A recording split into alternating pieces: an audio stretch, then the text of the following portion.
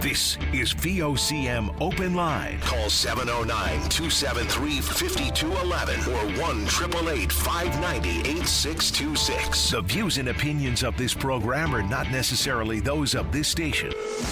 The biggest conversation in Newfoundland and Labrador starts now. Well, good morning and welcome to Open Line. I'm your host, Darren Bent, and here we are. We've made it to Friday, and if you're in the Avalon area, of course, you're going to suffer the same fate as our friends out in Central over the past couple of days. Today, more snow.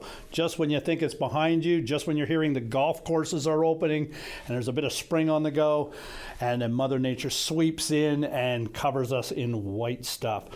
Okay, lots on the go today. I just want to start off with the Auditor General released a couple of reports yesterday that says that we're exposed to fraud. We're exposed to emergency preparedness not being prepared. Those are two big issues, of course. But when it comes to emergency preparedness, the Auditor General found that only 9% of communities across the province had an emergency plan in place that was either up to date, useful, even in place at all, or had been tested. And of course, that's a big concern.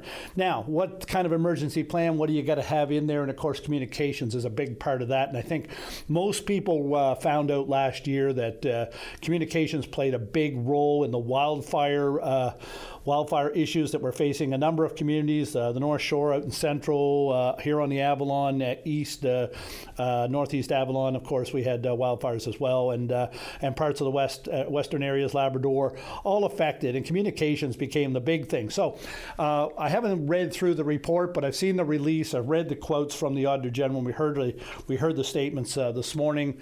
But what does it mean? Like, emergency preparedness has to have so many different arms that cover off everything from, say, wildfires, like I talked about, coastal erosion and mitigation in a huge storm with sea surges, major power outages, heavy snowfalls, all these things like we saw in Snowmageddon a few years back. What kind of preparedness do you have to have in place? What kind of plans do you have to have in place in your communities? And of course, not all communities across the province have the same wherewithal to be implementing and to be testing and to be updating emergency plans. So they need help from the province. And of course, the province has reached out so far this year.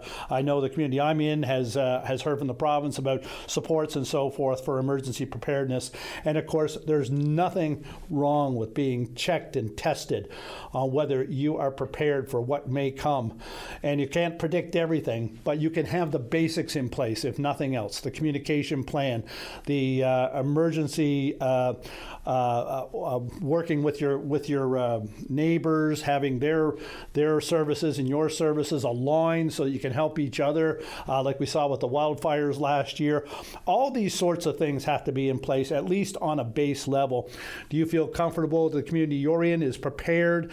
If you're a municipal leader across the province, do you have anything to say about supports that you may need or may want from the province or the federal government when it comes to emergency preparedness? Do you think that your community is ready to go? And all these things, should be discussed regularly, and of course, not just when we're in an emergency situation, because that's when you expose gaps in the system and so forth. So let's have a look at that. If you want to call in about that, please do. Okay. It has been an interesting, to say the least, week in the House of Assembly. First back since Christmas, and we're getting going this week. And of course, there's been a lot of buzzwords and buzz lines that have been used this week that stand out. It's things like shame on you, you should be ashamed, you're being disingenuous. And of course, yesterday, the re-quoting of the television show Ted Lasso. Don't be judgmental, be curious. Well, when it comes to all these sorts of things, my favorite quote from the Ted Lasso show is, don't bring an umbrella to a brainstorm. And maybe that's something we all should heed. Anyway, the big thing from the House of Assembly, of course, yesterday we saw Tourism Arts and Tourism Minister Andrea Barber stand up in the House. She was emotional when she read a statement on a point of order regarding the fallout and treatment that she has received since an AI-generated photo from her was posted on the internet that altered the rooms, and she has been getting lots and lots of feedback on that, and of course questioned in the House. And it comes down to, of course, her question: when does it become cruelty, not criticism? And they certainly feel on her side of the House that it's crossed the line into cruelty. And of course, that's the Speaker of the House, Paul Lane's lane, and I'll leave that to him. However, the social media world is relentless. It is relentless, and it continues. And there's nobody in politics anywhere, and you don't even have to be in politics. Just do any little fumble out there that the public sees, and it gets on the open social media channels, and it just continues and gets piled on and piled on. And of course, Minister Barber rightly pointed out yesterday, and sometimes it's people you don't know, there are big stars somewhere that have done something, but sometimes it's people in your own community that have families, have children, have parents that are seeing the piling on and seeing the abuse that is being, heaved upon you. Back in the 90s, I can remember a couple of incidents where politicians made, missteps, made mistakes, and they got called out for it. They got called out for it in the House. They got called out for it for a couple of days in the media, and then it died on the vine. But there was no social media back then, and it continues. And it continues today. People are grabbing onto it because not everybody reads all the information. Not everybody knows that Minister Barber stood up and made a statement yesterday. Not everybody knows that Minister Barber apologized for doing this, regretted it. And so we have the social media piling on. And of course, that is something that is not controlled by the Speaker of the House or the rules of the House of Assembly.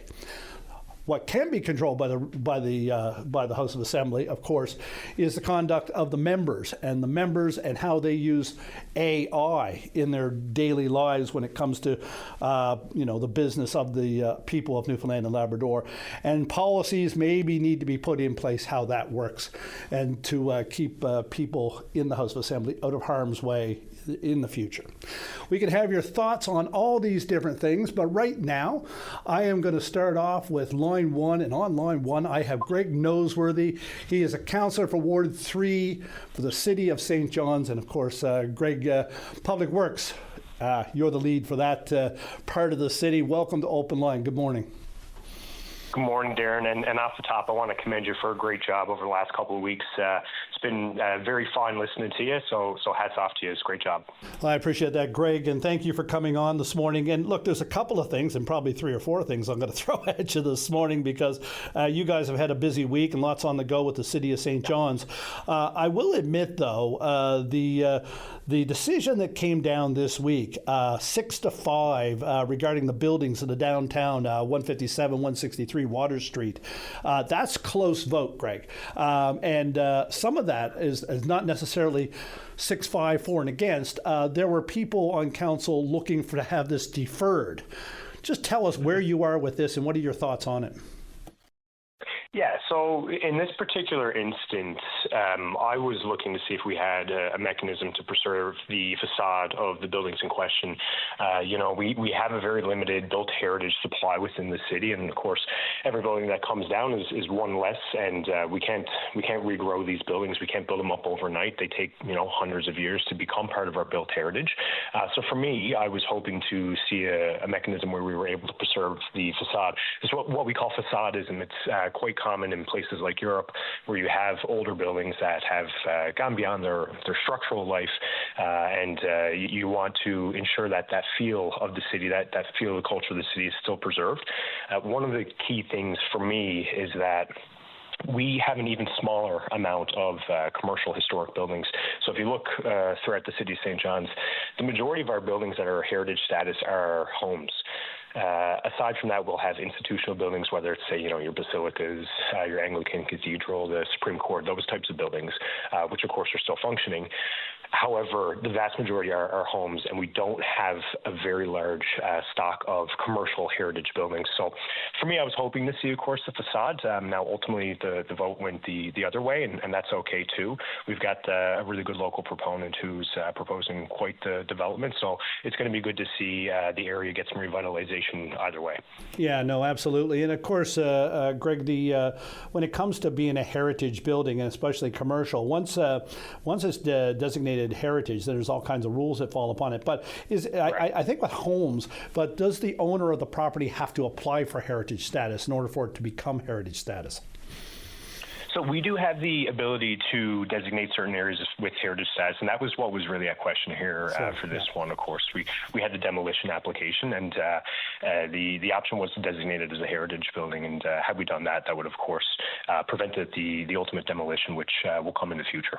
Yeah, so like the downtown of St. John's has changed quite a bit over the last number of years, yet it still carries that feel of being a historic city as it is, and but is there anything that can be done? Because in the cases like this, the cost of maintaining a building just because it's an old building is overwhelming sometimes. Is there anything that you can do that would say allow the new building to be put in there that would maybe have it done in a way that it would fit the feel of the old St. John's, as it were?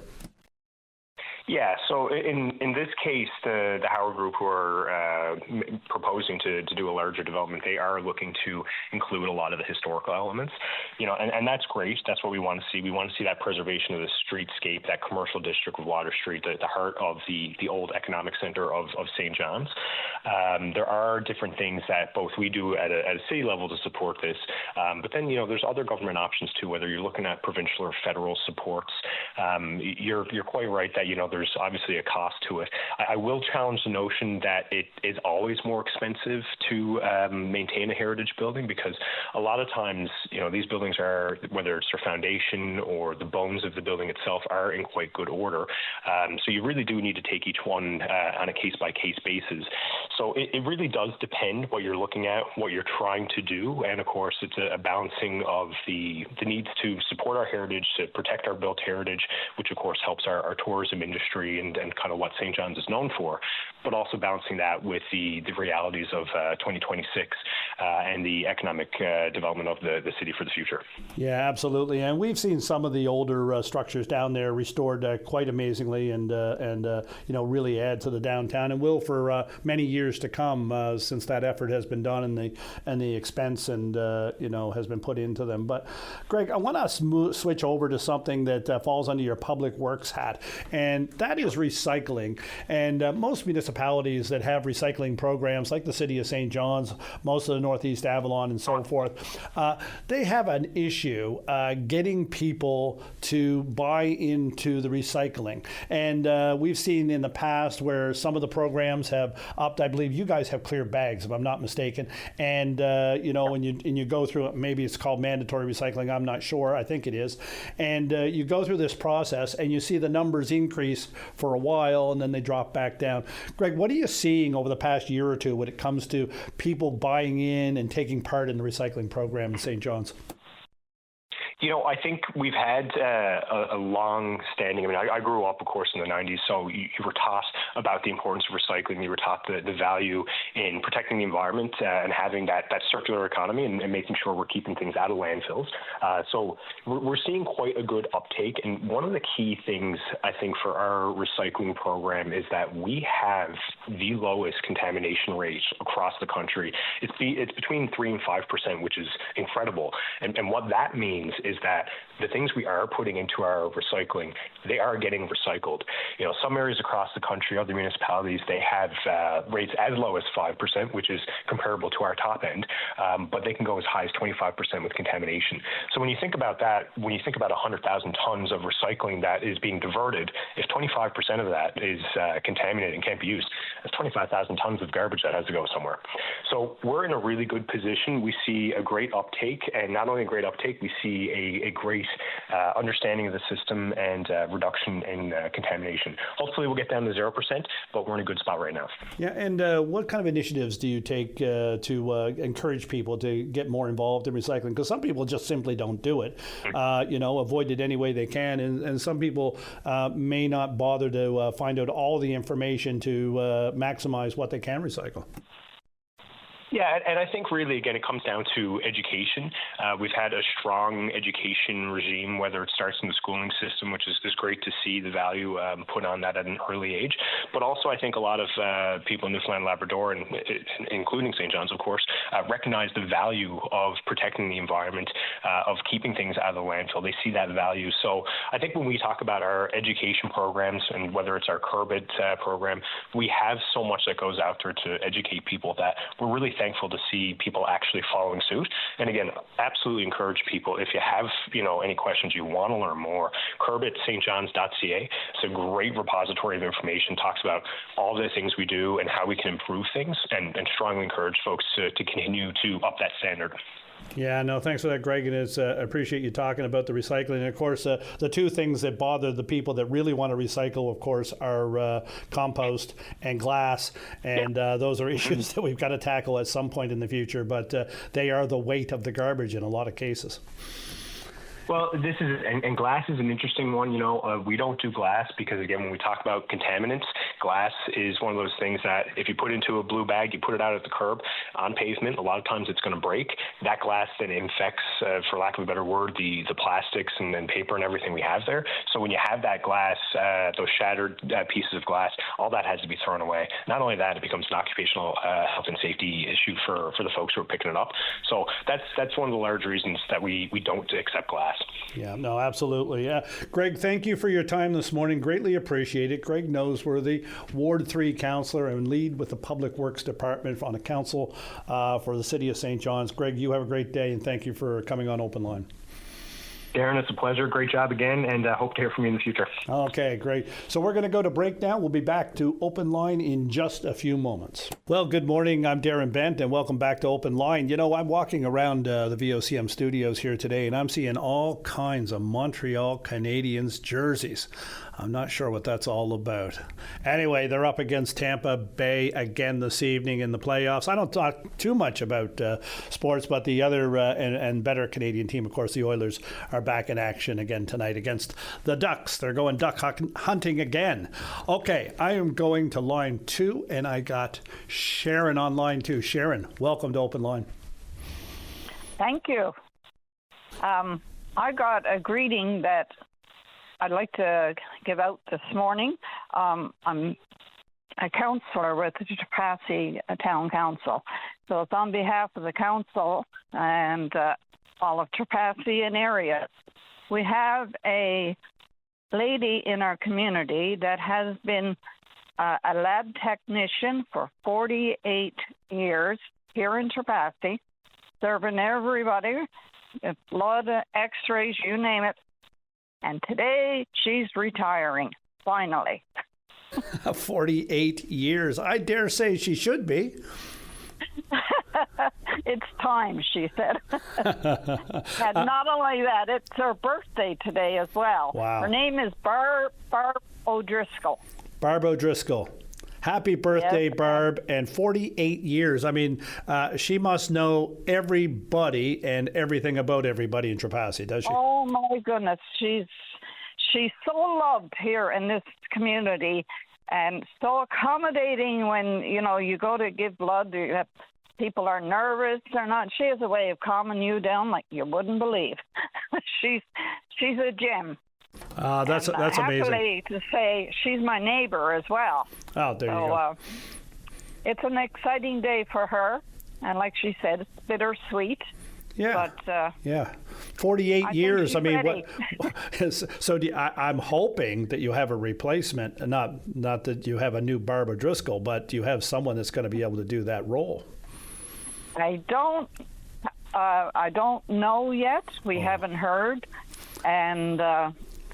But I did ask Barb yesterday, and she said she didn't know, it hasn't been announced or whatever. So I don't think we'll find another Barb, that's for sure. No, 48 years. I mean, that's an amazing time. And she must have loved what she did, and she must have loved people, because that's definitely a people business.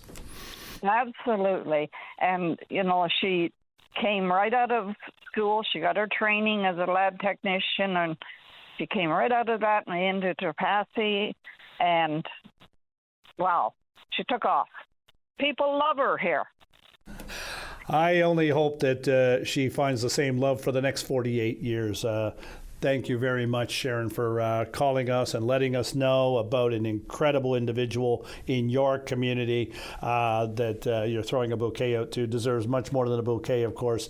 48 years of service to a community in the health profession. It's not always easy, but certainly someone with that much background in it probably got their eyes closed doing it half the time now. But what kind of relationships you build up over that period of time, and to be so loved and admired within your own community is the best that we can all hope for. That's correct, and we love her, and good luck to her. She's going to have a wonderful retirement, I'm sure. Thank you for calling, Sharon, and sharing this with all of us and all of our listeners this morning. You have a great day. And look, Barbara Driscoll, you have a great day. Happy birthday.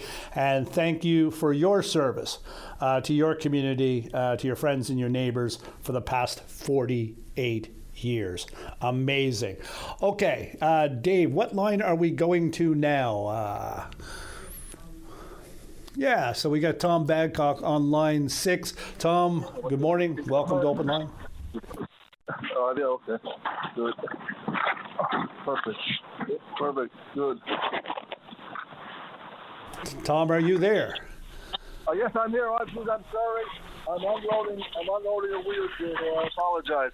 And the phone was in my pocket. I really, truly apologize for that. You didn't think I was going to come to you that quick, I guess, hey? I didn't. The reason I'm calling is, in fact, I'm unloading it right now. We just picked up a power wheelchair. It's practically brand new that was donated to us. And, of course, Tom, when you say us, you mean the hub. The hub, yes, of course. And we just picked it up just a moment ago, and that's why the phone was in my pocket. And we're looking to see if somebody out there who needs it. Now, there's a caveat to this, because historically when I've called, we'll get a few people who will take these things, and this one is worth about 12 grand. And next thing we know, we see it being listed on Kijiji for sale. So, I've spoken to them, and why I'm not in jail, I don't know, because I don't like people who do those things, and the people out there who desperately need these things. It's incredible. So if there's somebody, and I'm going to offer this one, please, there's somebody outside the capital city region, because it seems that the last few we've donated have gone to people in the capital city region, and people who are outside haven't been able to call us. And they miss out, and there's people out there who need these things as well, because they don't have the power transit system, and they don't have those things to get around, and the power chair certainly assists them. So if somebody from outside the capital city region who legitimately needs a power chair, call us here at the hub, and Jerry's going to hate me for this, because the phone's not going to stop ringing for the next hour or so, at 709-754 0352. And if you legitimately need the chair for yourself or a family member, we'll certainly donate it to you. We can't deliver it to you, but we can certainly put it on a truck, and as long as they pay for it, and they'll certainly have a wonderful, practically brand new power wheelchair. Yeah. And Tom, just to be clear, and of course, not everybody in our listening audience knows or are familiar with the hub as much as we are, but the hub is in basically the center of St. John's. And so if you're looking for this electric wheelchair, incredible donation, of course, to the hub and by the hub, paying it forward, of course, like the hub always does, you would need to make arrangements to get it from St. John's to wherever it is that you end up. So just to let you know that. And And Tom, like you said, you've got it there. You're going to do your due diligence to ensure that it goes to someone who absolutely needs it, not somebody who's going to turn around and throw it on Marketplace and try to make a buck off of it, which is astoundingly bad, just incredibly bad. But anyway, so Tom, and of course these are certainly heavily coveted items, aren't they? Electric wheelchairs are expensive. Yeah, see, there's a bunch of people that fall basically through the cracks. There's people who are on social assistance, and some of them will qualify, and the government will pay for them.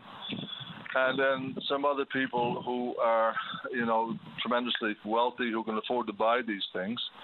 And then there's people who fall in the middle who don't have the money and don't qualify and have to fundraise or do those kind of things to get them. And they're the people that we try and address. There's the people who don't have the money and people who, can't get government to pay for them. So Jerry is staring at me now saying, she's yelling at me now, somebody's already calling. Yeah, well, there you go. So I'll do it again, 709-754-0352. Call the hub. If you're in need of an electric wheelchair, if that would improve your life substantially, give them a call. They're looking for people from outside the metro area. They're trying to spread the love around, I guess, when it comes to this. Tom, thank you very much for calling. Be careful unloading that. We don't want it damaged right out the go. Hey, we got it unloaded. It's in the building now, and Jerry hates me because the phone is that stuff. All right. Well, thank you for taking my call this morning. No problem, Tom. Thank you, and you have a great day. And we'll be back now in a few minutes on Open Line. We're going to go to break, do some business, pay some bills. Welcome back to Open Line. I'm your host, Darren Bent. And I mentioned earlier that there's lots of Montreal Canadiens jerseys around here. When it's playoff time, but I just came across a gentleman with a Carolina Hurricanes jersey on. And of course, Carolina has the other Canadian team, the Ottawa Senators, on the brink of elimination. I guess I haven't been here long enough. They didn't tell me it was Jersey Day, or I would have wore my Oilers jersey. We're going to get back into it tonight, taking on the Ducks. So I'm going to go to line 3 now, and we're not going to talk about sports. I'm going to talk to Connie, and she's going to talk about food fishery. Welcome to Open Line, Connie. Hi, Darren. How are you? Not bad. How are you doing this morning? I'm doing great. Wanted to call in on this, your last day for this go-around. We hope to hear you on here again.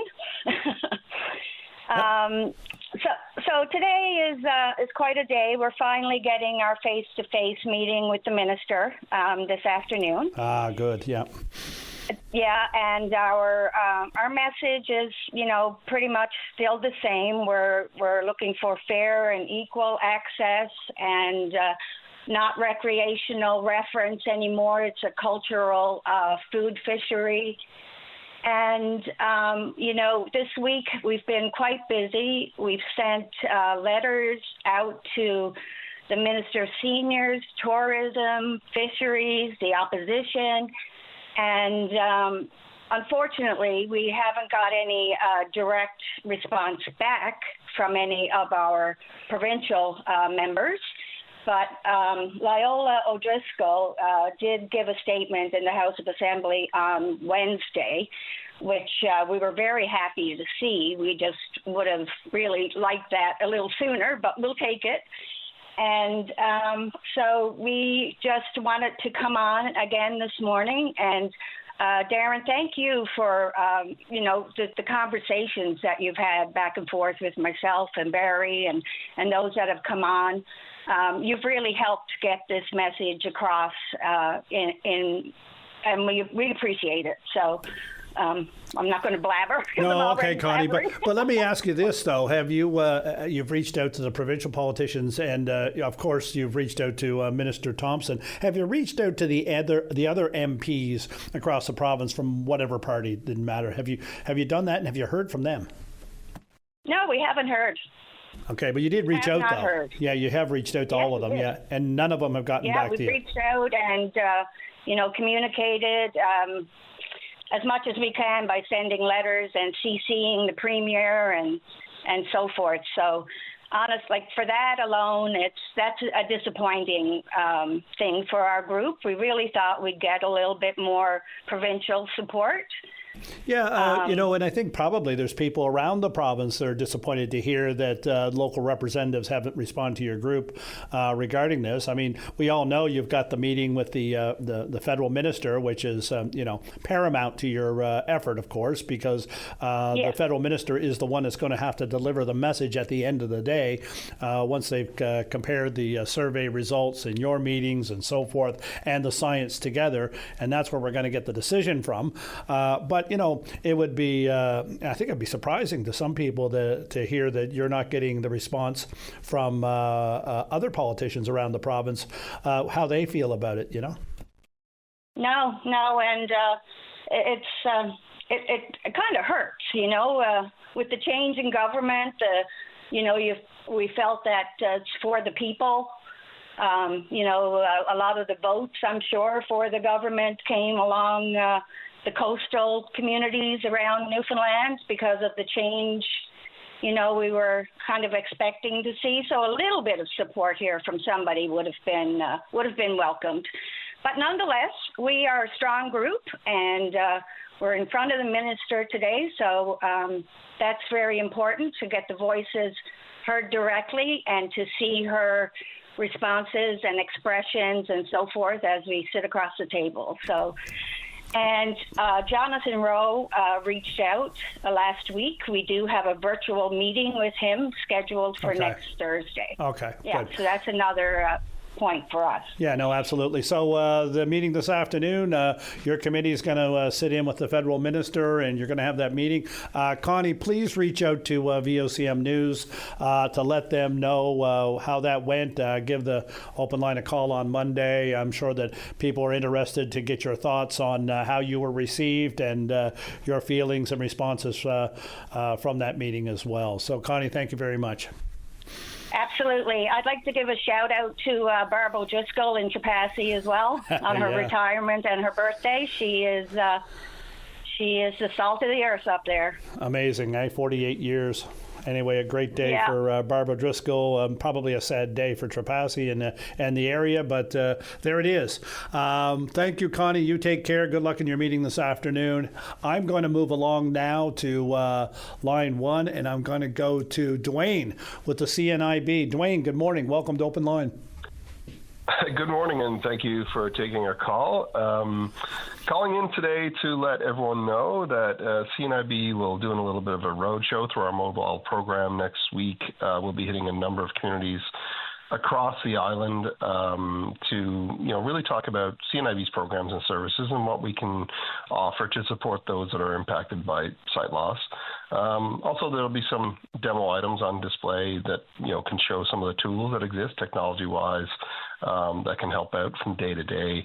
And the centerpiece of these traveling programs next week is members of our legal support team, which is a relatively new program within CNIB, can talk to you about ways that we can assist if you've been facing discrimination or have human rights cases.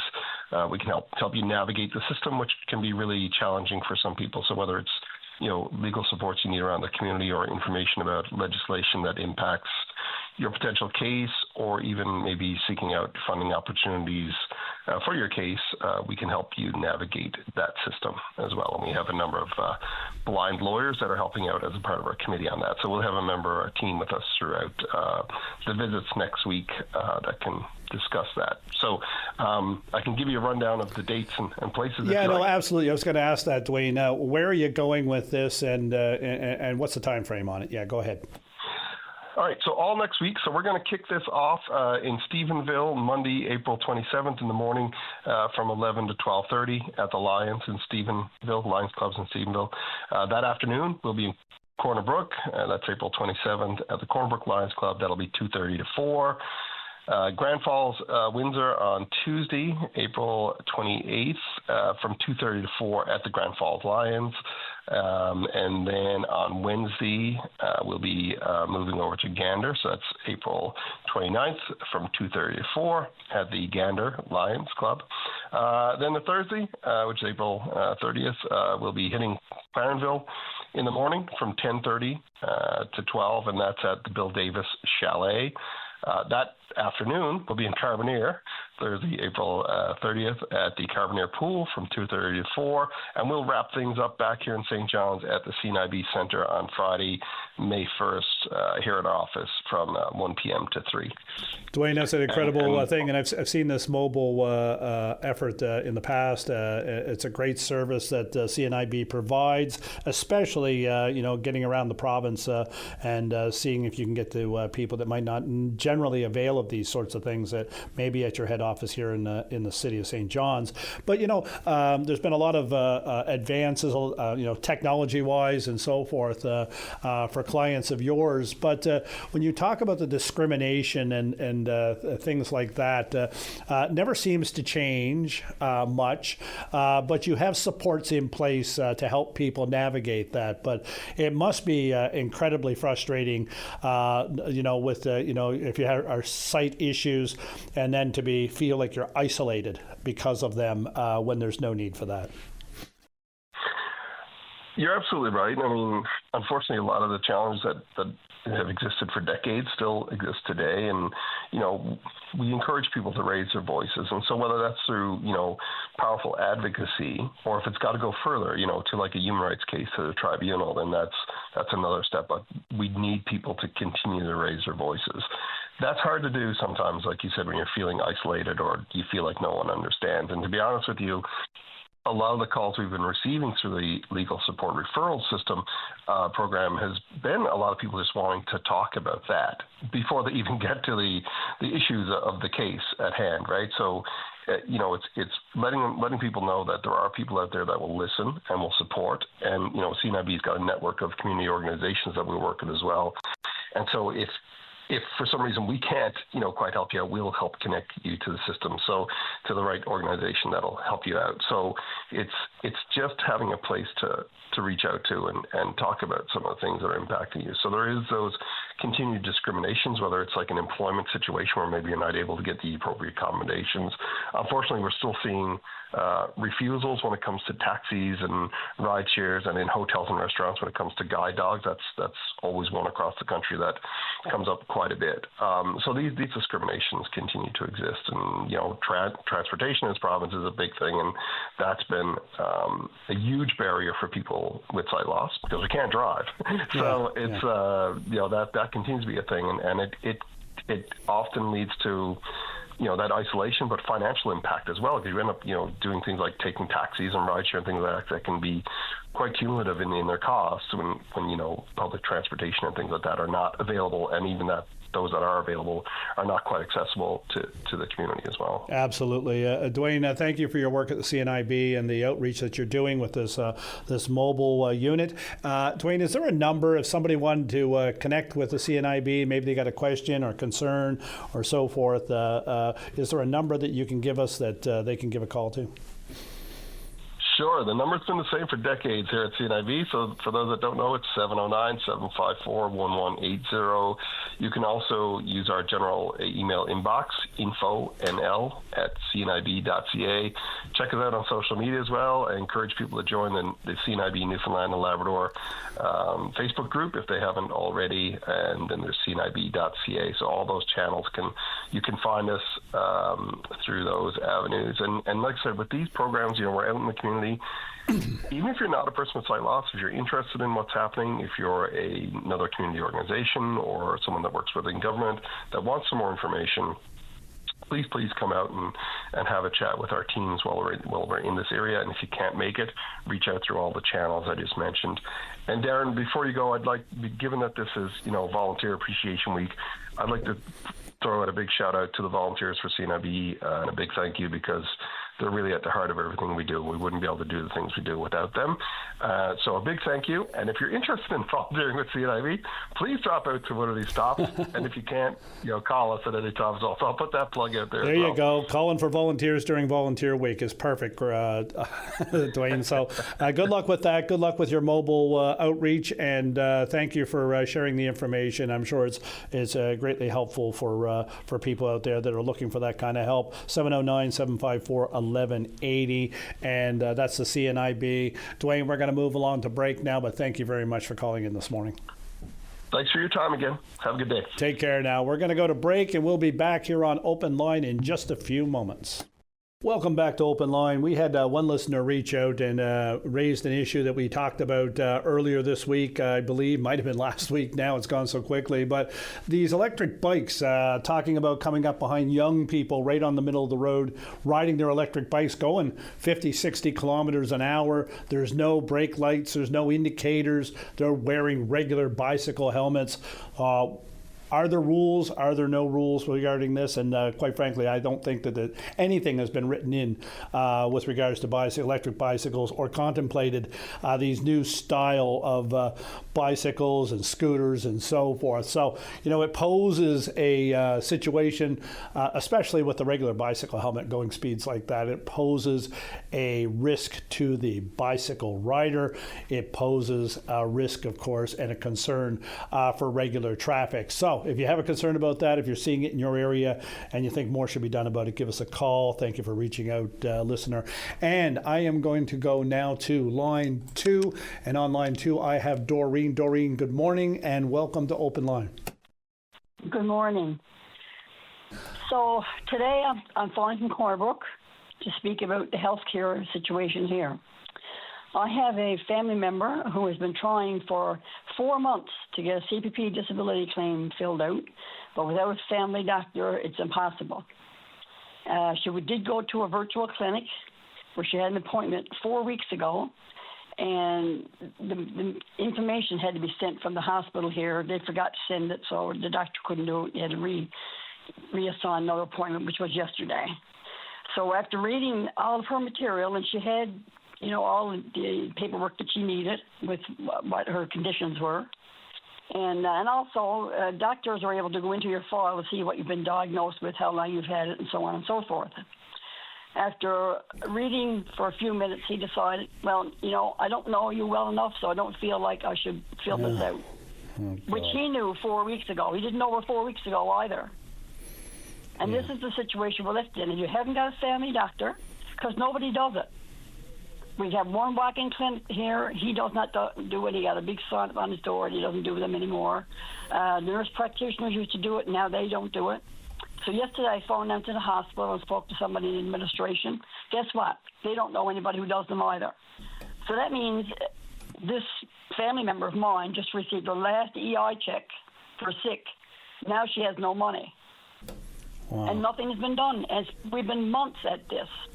And as an aside to this conversation, we always had a family doctor. So about 2 years ago, our doctor recruited another doctor for her clinic because she has a big clinic and she has a family. So this new student was going to come on until, guess what happened? The Liberal government jumped in and offered $1 million to go to a small outport instead. So they spent $1 million and 1,200 people lost their doctors. How was that any kind of viable, safe for anybody? Yeah. And that's what's happening. There's people in Cornbrook going down to North Point to get into Emerge faster than they will here in Cornbrook. Oh, yeah. No, there's all kinds of stories about that out there. The East Coast has the same thing, going to smaller places to avoid, the bigger centers to try to get things done quicker. But I'm just concerned about this CPP disability case that you're talking about. So this person has fallen through a huge gap in the system, unfortunately. And so it seems like you've exacerbated most avenues. I'm even reluctant to suggest that you get a hold of your former doctor and see if they would even give you a hand with this. I know they're retired and moved on probably, but no, that won't happen. Yeah, so that's too. I know that's not going to happen. Yeah, that's too bad. And also, myself, I have chronic conditions that need to be followed, and they're not being followed because I don't have a doctor to follow them. And because of that, I'm falling to the cracks. I've been tested positive for cancer, actually, and I can't get anything done because of my heart issue, because I can't get in and see my specialist that I've seen for 12 years. Yeah. Do you, and if you have a specialist that you've been seeing for 12 years, they have you on record, can you not just call the specialist to go there, or do you absolutely need... I called back in September. Yeah. Do not have an appointment. I had 3 different doctors in Emerge and in a walk-in clinic send papers to the same doctor. No appointment. So I'm at a standstill. Basically, like I can't do anything about any of my issues. That's an incredible situation. Somebody has to listen, though. I mean, people are falling through the cracks all over the place, and if they don't do something, like they're just before Christmas, they had an NTV section on about this new clinic that was going into the old Western. They were doing up floors for it and all that. Yeah. And I thought, perfect, they're going to have a walk-in clinic, and you were going to be followed at that clinic, is how they described it. Yeah. And then I found out that clinic is already down in the old blood collection unit. So all they were doing was taking that same clinic with the patients that are already attached and moving them into the old Western. Okay, so not a new doctor situation. News. Yeah. Have you reached out to your MHA regarding this to talk to them about how to get this CPP disability issue sorted, or your MP even, because CPP of course is a federal program? Yeah, I think my relative did reach out, but hasn't heard back yet. Yeah, you want to get a hold of the constituency office on that, because that CPP disability issue is something that should be worked out. I mean, there's a medical history there. It needs to be signed off on. There's got to be a way to beat that in the system, only because the doctor shortage issue is nationwide. And of course, people must be falling through the cracks all over the place when it comes to this sort of thing. If you can't get somebody, they'll say, no, I'm confident enough in your history on paper or in the computer or wherever it is that you obviously qualify for CPP disability, and we'll get you that disability and we'll sign the paper or whatever. But that's where I would turn with it for sure. And I mean, I would get a hold of the constituency office, whether it's your local MHA, but certainly your MP for sure, because somebody has to be in the system that can help people in this scenario. You just can't have people not get it that desperately need it and then run out of money. Then what do they got? They got a bigger problem on their hands dealing with somebody with all kinds of probably exacerbated disability issues.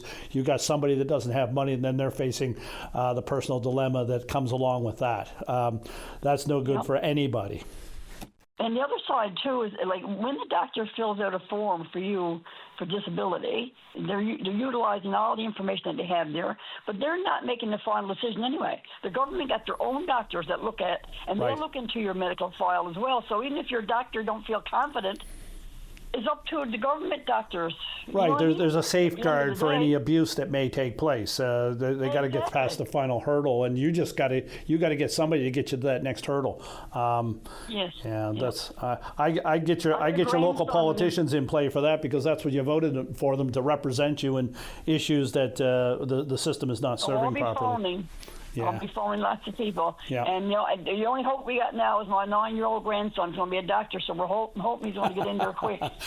You're doing your own part to help with the doctor shortage. I got a daughter in medical school too. I'm doing my best to help out with the doctor shortage myself, one at a time. But anyways, Doreen, that's a terrible situation. Hopefully your local representatives will be able to help you with that. Anybody else falling through the cracks that can't get the CPP sign off, I guess they need from a local doctor, let us know. Give us a call here on Open Line. Doreen, I'm late for the news. Thank you very much for bringing this to our attention, and nice chatting with you as well. You have a great day. So we'll turn it over to Dave now, and he'll take us into the newscast.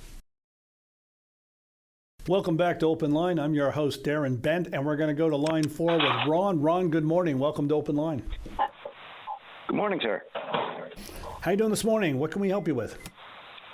Oh, I just want to talk about bullying and, that issue. Yeah, absolutely. What kind of bullying? We've had school bullying issues on earlier the week, and of course we're hearing now from the House of Assembly the last couple of days. Yes.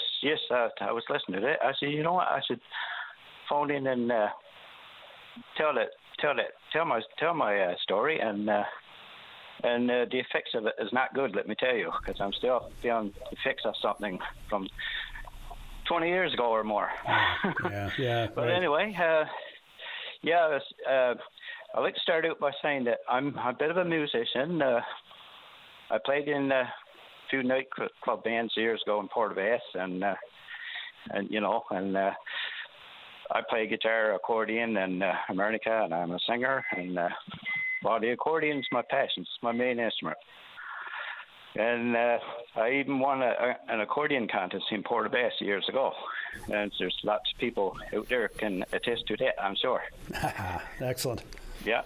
Well, anyway, I was working in a grocery store in Stephenville. I won't say the name of the grocery store because I don't have anything against anyone there except for several workers that were involved in that I had to contend with. Yeah, I would play like on they would call it a Newfoundland day, you see, and so I wasn't with a band, I was solo. I was, played a little bit of accordion and a bit of guitar, singing, and a few country songs and throw it in and such, right? And so everything seemed to go well and whatnot, and everybody liked it, and this wasn't the only time that I did that, because they would ask me to play, and of course I enjoy playing as like any other musician would, right? Yep. And as for my accordion, well, I'm not no Ray Johnson or Ray Wass or anything, but I am a good accordion player. Who is? Yeah. Well, anyway. Well, this morning I goes back to work and meets a couple of guys in the break room, and so this is I had to listen to them. And anyway, the one guy suggested that, well, why don't you leave your accordion home, because you're talented, but you don't seem to know how to use your talent, and you can't effing play the accordion. That's the things that ring out, clear to me from thinking way back, right? So I was hurt over that, and of course it was back and forth, and I said things I shouldn't have said, and out of frustration and whatnot, and the two guys, they were jerks, and anyway, they worked to the store a lot longer now, but they don't work there now. So yeah. And see, true at the store, before this happened, everyone seemed to like me. I was getting compliments from my music, or I was married at the time, and there was women I guess they admired my looks and he's such an handsome guy, so talented, and too bad you're married and this and that, right? Yeah.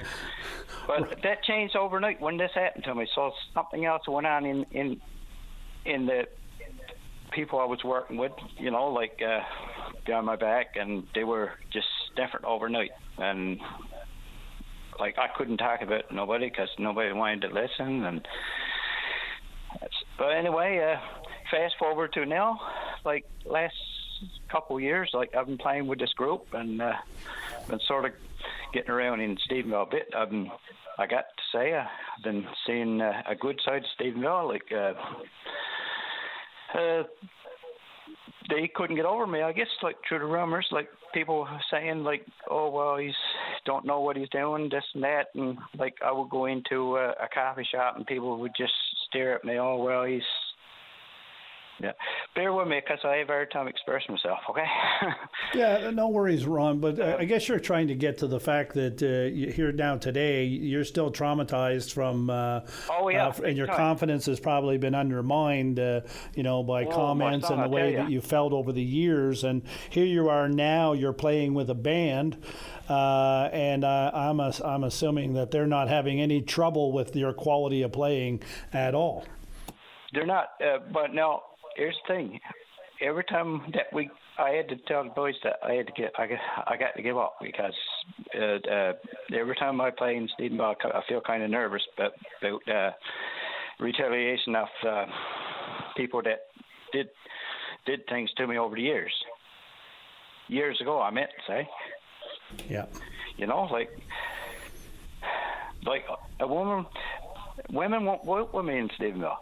I got to go to the next town, Cornerbrook or Portabass, and and to socialize because because it seems like to me that they were told not to have anything to do with me because I was playing, and every time someone says that I'm a good accordion player or whatever, it's making someone look bad. Like, I'm not out to make someone look bad. If you don't like me playing accordion, fine. Like, you can still like me singing, or whatever else. Yeah, but you're playing with a band now, and you're doing well with that. I'm assuming, aside from any I guess trauma that you may feel, mentally, or any social feedback that from what happened years ago. You're making a go now. Is that right? Well, it took me years to come around, right. And and how can I? Well, I'm scared of retaliation from some of them from the past, Yeah. Because it only takes once to and that's what I think about when I go to Stephenville. Yeah. So Ron, it seems I live like nearby Stephenville Crossing, and it's a little bit friendlier. But no, I get it. But Ron, it seems like however you were affected, from that, and what seemed to be the fallout, and and sometimes we create things in our own mind that are far worse than reality based on our experiences and the things that have happened to us and the things that are told, that have a great effect on us. But Ron, I'm going to clue up with this now, because the bullying thing is real. The effects are real. Okay. Go ahead. Yeah. Can I conclude by? Yeah, go ahead. I'll give you a last word, Ron. But I just want to say that the effects are real, and people have to live with them. Unfortunately, and some people have access to get help for that sort of thing. But Ron, let me say this: the best revenge is to live better. Oh yeah, I keep doing my thing. That's it. There's nobody going to stop me. That's right. That's right. Like, I just get nothing but better at it. Now, I've been bullied in the past. Like, okay, I'm half German. My father's German, and I've been called Nazis. I've been called whatever, but I got through that. I had friends that stood up for me, and I have. I always, like, people when I was young, like, certain people would call me cross-eyed or whatever and stuff like that. But it took me a long time to make eye contact with people. But I worked at it. The band's really helped me with it. But that's all I want to say. Ron, that's it, man. Live better, and you keep going and keep working and work through it. And if you have the opportunity to get maybe some professional help to help you work through that, that may help ease this burden, that's great. And if not, take comfort in the people that are around you that love you and support you, and let them help you through. Ron, I'm way past the break now. Thanks for calling in and sharing your story. All the best, man. Have a great gig out there. If you're playing this weekend, folks, get out and enjoy Ron and accordion and the singing and the band he's with. It'll be great. Anyway, we're going to break now. Thanks, Ron. Have a great day. Thank you for listening, and you have a great day. Back to Open Line. I'm your host, Darren Bent, and we are going to go to line 5. Line 5, go ahead. Welcome to Open Line. Good morning. Good morning. Yes, I just want to say that about the health system. I happened to had a day surgery on the 18th of March, 5 weeks ago, and the health science. I'm trying to get out to my specialist, and been trying ever since 1 o'clock to see if I can get talk to someone. So 1 o'clock to 4, the office closed, and I've been trying ever since 8 o'clock this morning, and the same old recording is on. Sorry, I'm either on the phone or away from my desk. So that's an awful long time to be away from your desk, going on 7 hours since you see him 1:30. Yeah, and what area of the province is this?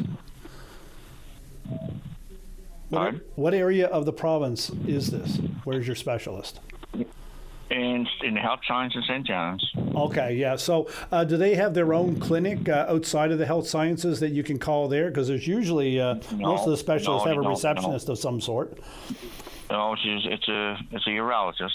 No. Okay, so that's the only number you have. Yeah, that's the only number. Yeah. The only number was given to me. Okay, I'm just wondering, maybe just track them down through the the general number at the Health Sciences to maybe leave a message somewhere for somebody to get back to you. I don't know. They may not be in. I don't know. Do you have an appointment, or are you calling about an appointment? No, they're in. Their hours are from 8 to 4, and 8 o'clock today to 12 today. They're in. Okay.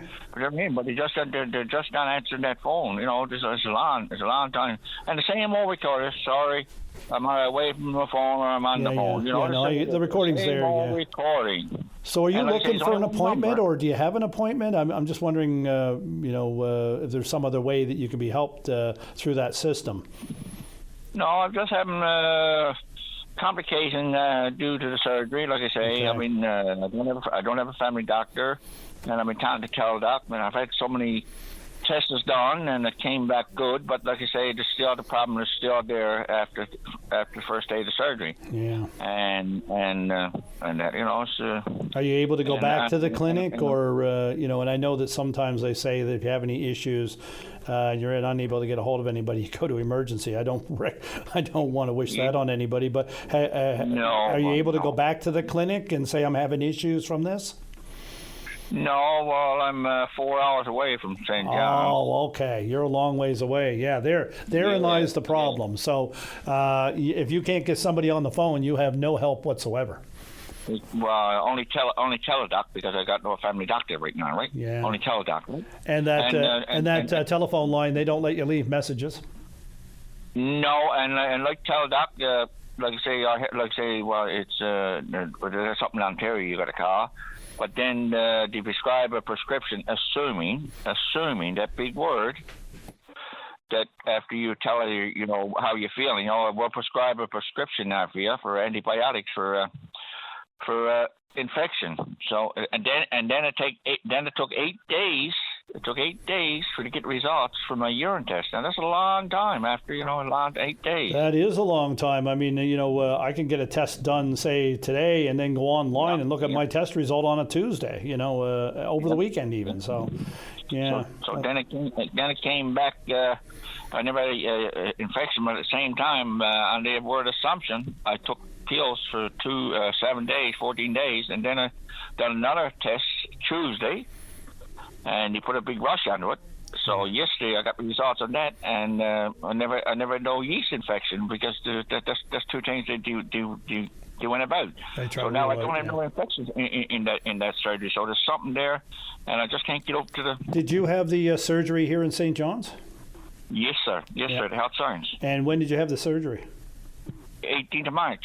Oh, it's been a long time. Okay, and you're having complications now. Yes, sir. Okay, you can't go to the hospital there in where you are, can you? And I've been there, and they give me a urine test, and that, like I say, like you say, I wouldn't wish that on nobody. I ain't going back to no health hospitals to stand in line for another 14, 16 hours. That's difficult. Well, you're 4 hours away on top of it. That's an expense and a burden and all of that. The same. And we're having snow this afternoon here, if you haven't heard. So that doesn't help you at all. Exactly. Man, I'm amazed sometimes when I'm hearing these stories. I heard a couple this morning. I heard a couple earlier the week about how there's the communication part of the health system, is not always as effective as it needs to be, and how the lack of family doctors leads to some big gaps. We heard somebody earlier trying to get CPP disability, but nobody will sign off on it because they don't have anybody with a history that knows them well enough to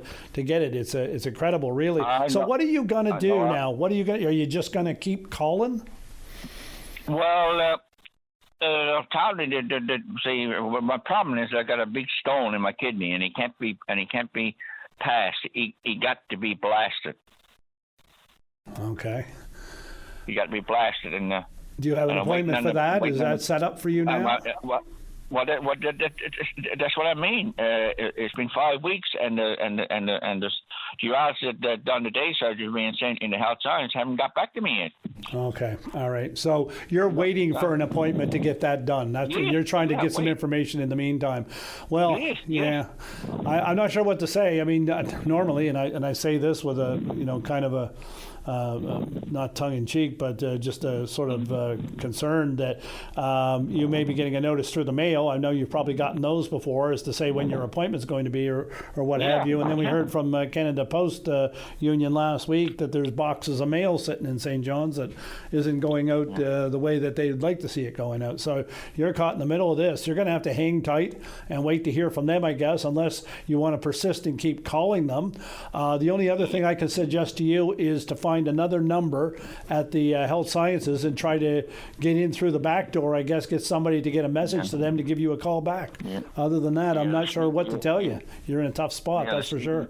To sneak in through the back door. So you just go up and tap him on the shoulder. Say, yep, this fellow's trying to get up to you guys. So will you please answer the phone? And man, I would, by hook or crook, I'd do whatever I could. If my health was of concern like it is, I'd do whatever I could to get in touch with somebody. So, whether it's trying to find somebody's email or find somebody in reception at, and I say reception or intake at Health Sciences that can send a note along or have somebody get back to you from that clinic, I would do it if I were you. Yeah, and like I say, it shouldn't take 8 days for a urine test. No, it shouldn't. Urine results. No, that's a long time in this day and age. I mean, I can do blood work on Monday somewhere, and I can log in Wednesday or Thursday and find the results of it online. So that's a long time. But you're waiting on that test result, I guess, are you, or do you have that and it's okay? Oh yeah, the two tests I had was okay. So it's okay, right? That's what they worked around now. The urinary traction tests turned out okay, and the urine yeast test turned out okay. So So there's another issue. Yeah. Well, look, all the best to you on this. And like I said, do what you can. But, and of course, obviously, if you have any worse problems, you got the hospital there. You can go see them and get whatever help you can. But I'm gonna take it into the break now. And like I said, keep calling or find another number and try to call down to Health Science. Maybe somebody has a suggestion for you that can help you get in touch with somebody, and they can call in, leave the number with Dave, and we can pass it along to you. But you take care. And we're going to go to break now. We're at the 10:30 mark. We'll be back on Open Line in just a few moments. Welcome back to Open Line. I'm your host, Darren Bent, and we're going to go to line 3 where we have Clarence. Clarence, good morning. Welcome. Good morning, mate. I'm calling this morning. I've been listening to you now the past couple of weeks, so you've certainly done a good job there on the Open Line. But my main thing now to call, I wanted to wish Barb O'Driscoll, who is retiring here in Trepassey. I'm in Portugal close side, but she's in Trepassey next door after 48 years. So she's certainly going to be missed, and she was one of I tell you, she was one of the best, and had a lot of dealings with Barb through the year, because I drove a taxi or courier to St. John's, and we used to take in the lab work and x-rays. But Barb not only served Trepassey and the close area, she done St. Mary's Bay, people, all around up the southern shore. They went up because Barb was right now, for us to replace Barb, we need 2 people, because Barb done lab and she done x-rays. That don't happen anymore. A lab technician now does lab work, and you had to have somebody else to do the x-rays. But back then, you could have, you could take learn for both, and she done both for this area, and and she done some job. If you went in to have x-rays with Barb and you were feeling bad, I tell you, if you didn't come out with a smile on your face, you were really sick, I'm telling you. She had a way with people, and, Barb was from Bay Bulls, originally, and certainly a lovely family, and she's certainly done, I'm very proud of Barb and what she contributed here for the Southern Shore and St. Mary's Bay and Trepassey area down through the years. You must be concerned that the service will never quite be the same.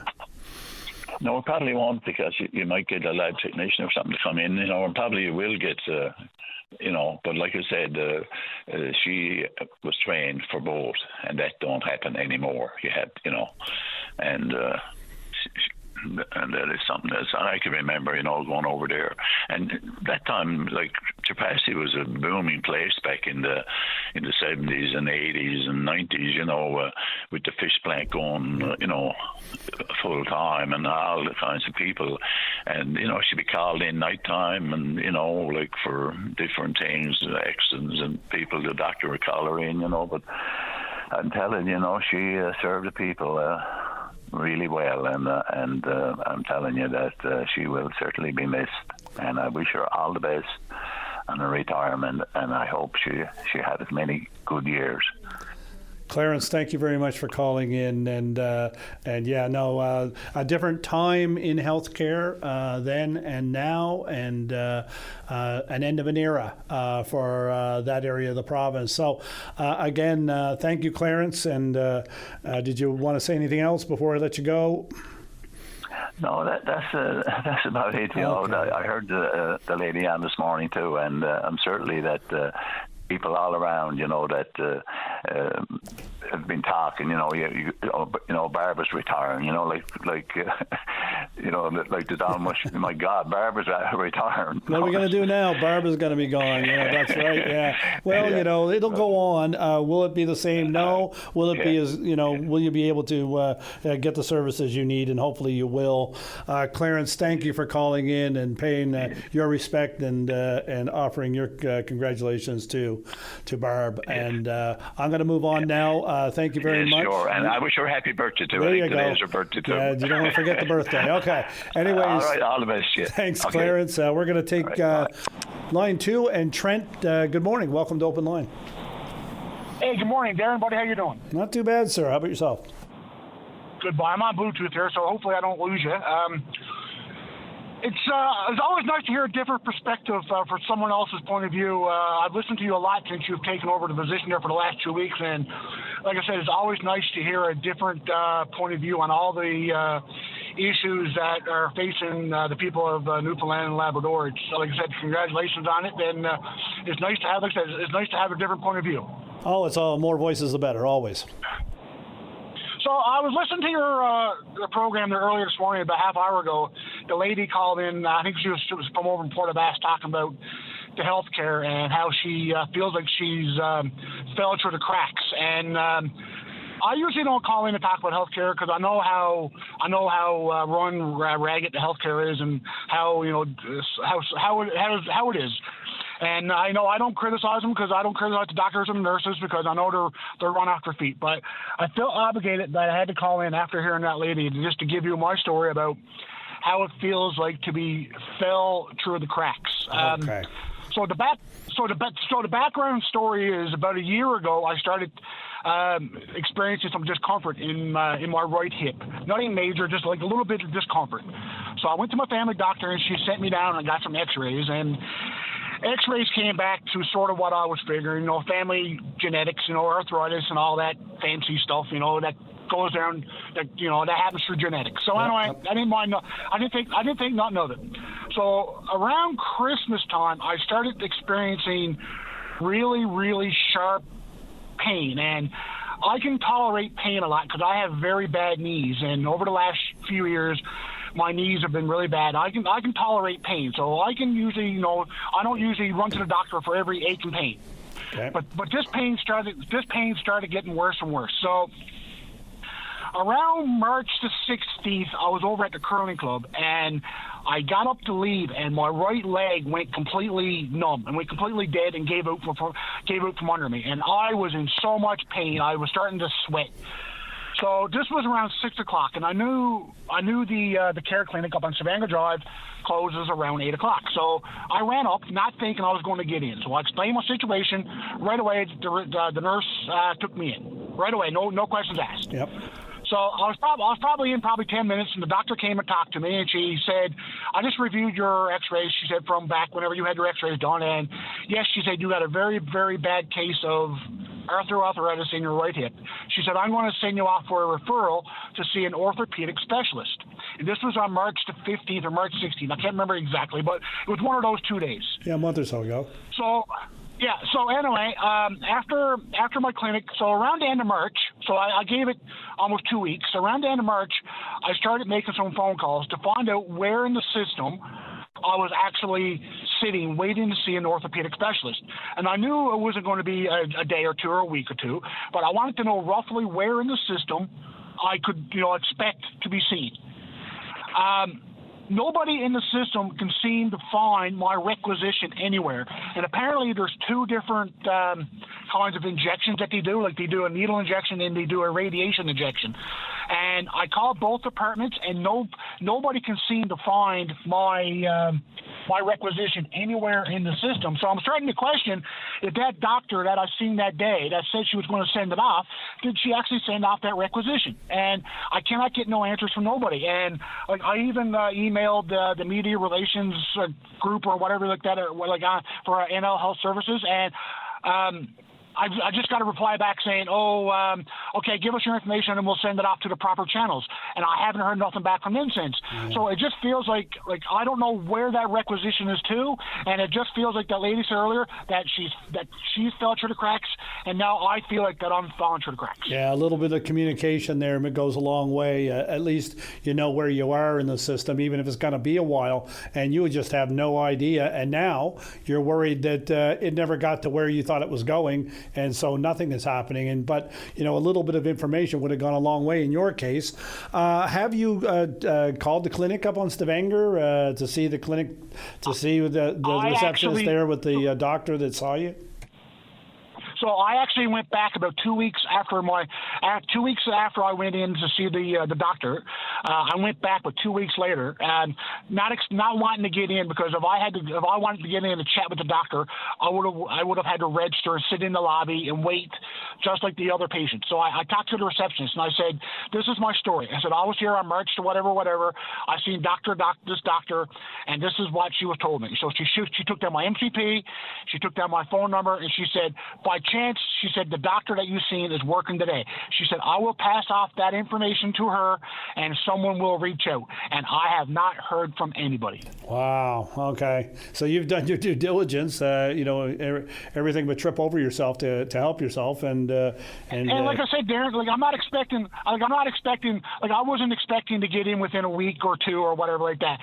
Because I've been followed by orthopedics on my knees for the last 3 or 4 years. And all of a sudden my doctor that I was seeing retired, and he told me, he said, "Now that I'm retiring," he said, "there's nobody to take over my spot." So he said, "You'll fall into a random slot into the injection clinic, and they'll call you when the time becomes available." So he said, "I cannot give you a definite time frame." And I was okay with that, because he told me up front that he had no time frame on when I was going to be seen again.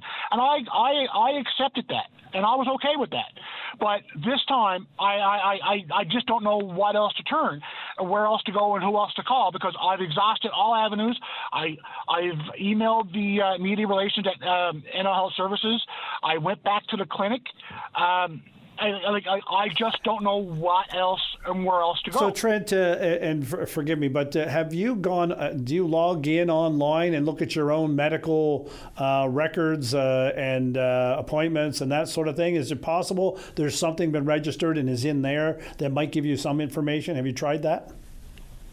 Absolutely nothing. The only thing that's registered under my Gov account is the day that I seen the doctor up in the clinic. Yeah. She gave me a prescription for some painkillers, and that's the only thing that's registered in that under my Gov account for anything registered on that day. Okay, so when you click on all the side panels there that take you to appointments and all these things, that's it. That's the only record there is of that. Yeah. Okay. And I had X-ray, and my family doctor. I managed to get in to see my family doctor again about 2 weeks ago, and I had X-rays done, and I managed to get in and get some X-rays done. And like I said, the X-rays showed up online within a couple of hours, which is amazing how fast it shows up. And but like I said, she's only my GP. Like, she's not familiar with hips and knees and all that stuff. So this needs to be an orthopedic specialist. And like I said, I have no idea where in the system my requisition is, and I don't even know if my requisition was even accepted or filed. Okay. Well, like that's, definitely a wide crack there. And of course, it just seems like a communications issue. But also now, of course, now that you haven't been able to find anything anywhere, now you're worried that it's like it never happened and is not in the system at all. That's definitely something that needs to be looked at, and there needs to be, look, when I get appointments sometimes and you'll get text messages saying, don't forget your appointment and so forth, private clinics and what have you. There just needs to be a system in there that if you go to Stavanger Drive, you have this happen, that at some point in the next day or two, somebody sends you a thing saying, thank you for coming or whatever, and this is what's going to happen, boom, and then you look at it and you go, okay, now I know, good, I'll wait for that or what have you. But you're just sort of in limbo, which is even worse. Hopefully somebody up at Stavanger will get back to you from that clinic and let you know where it is and what's going to happen next for you. I am hard upon the break, Trent. Thank you for sharing this story. I'm sure there's other stories out there like it, but yeah, it does point to we need to do better in this area of healthcare for sure. Thank you. No, buddy, I appreciate you taking the I appreciate you taking the time to listen in. Like I said, I just wanted to call in and just share my story, and you're doing an awesome job. Keep it up, old buddy. Appreciate it, Trent. You take care. All the best. And we are going to go to break now. We'll be back in open line in a couple of minutes. We got Paul sitting there in the queue. We got Munsu waiting to get on. We'll get to them after the break. We're going to go to line 3 where we have Paul. Paul, good morning. Welcome. Good morning, Darren. How are you today? Not too bad, sir. What do you call in about today? Yeah. Mr. Dwayne Morgan called in there a while ago from the CNIB about, he brought up several times about, transportation and stuff for, just not for CNIB, but just for their service dogs and anybody with a pet for that matter, the taxis and the ride sharing. What I suggest for him to do, I'm a local taxi driver here. I have no issues with pets as long as they're well behaved and everything else. Like I'd take a donkey and don't bother me. If it's the person's personal pet or if it's a service animal or whatever the case may be, that's part of my job. The thing I have an issue with, when the Liberals brought in ride sharing, not long ago after they brought them in, they awarded them medical transfers. So that's people coming in from out of province, like Goose Bay, Nain, Labrador City, Gander, wherever. When they fly in, they're being picked up at the airport. It was provided by the government, a medical transfer which is paid by the government, and they're brought to their appointments or their hotels or whatever the case may be.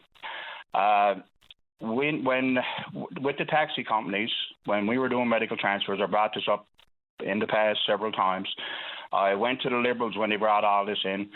I tried to deal with Sarah Studley, and then I got pushed off to someone else. And then Elvis Lovelace was in there, and it's like Jim Dinn said, they changed ministers like he changed underwear. So, I was getting bounced back and forth, and we couldn't get any answers because they were saying they were new to the portfolio. So my thing is to Mr. Dwayne Morgan is that when these people, when he's going right across the island, starting in Stephenville, from what I understood, I only heard bits and pieces of it on the radio.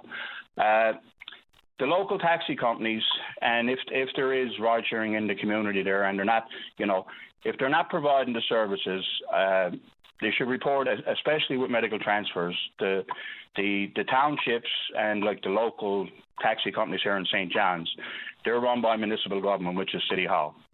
So if the drivers are not driving these people with these animals and everything else, there's an issue. Right, like I said, it's part of the job. Yeah, because you'd think in the contract that they would have, or the program that they would have with government, that would be a requirement. Well, I'll tell you now, when the taxis were driving medical transfers, I had to do personally. At the time, I was working with Bogdan's Taxi. They provided all the drivers with working with people with disabilities, a defensive driving course, and we had to have first aid in order to do a medical transfer. That was a government requirement for the taxi drivers. Yeah, sure. They bring in ride sharing, and they don't have to do nothing. Yeah. Nothing. Yeah, so, okay. We're scratching our heads about it because all a ride share car is a ghost taxi. They're doing exactly what the taxis are doing. They're not the thing that the ride sharing companies are doing.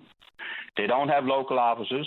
They don't have staff here in St. John's or any other, like right across the island, in any of the towns or anything else like that. It's all based out of a United States company based out of San Francisco. That's Uber. And like I said, they don't have any staff here. They don't have any dispatchers here. They don't, like, it's unreal.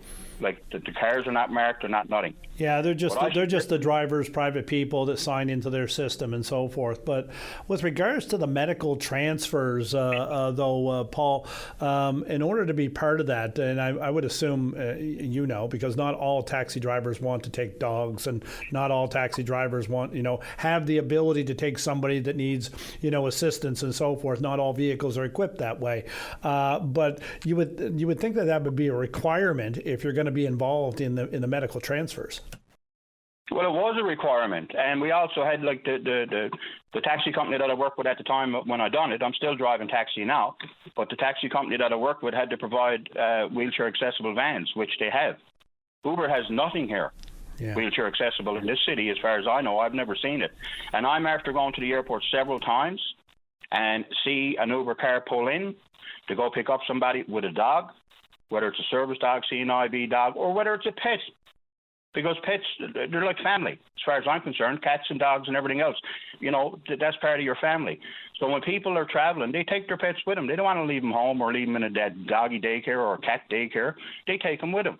And the thing is, when you pull into the airport and you see an Uber driver pulling away and leaving the people there, and you can look this up yourself, Darren, because you've been in the media, you're news media yourself. Rob Short, did a report there on CBC not long ago. A lady was left that came in from Goose Bay at the St. John's International Airport with her service dog. It was booked through Uber. They refused to take her, and she was charged 25% cancellation fee on her credit card.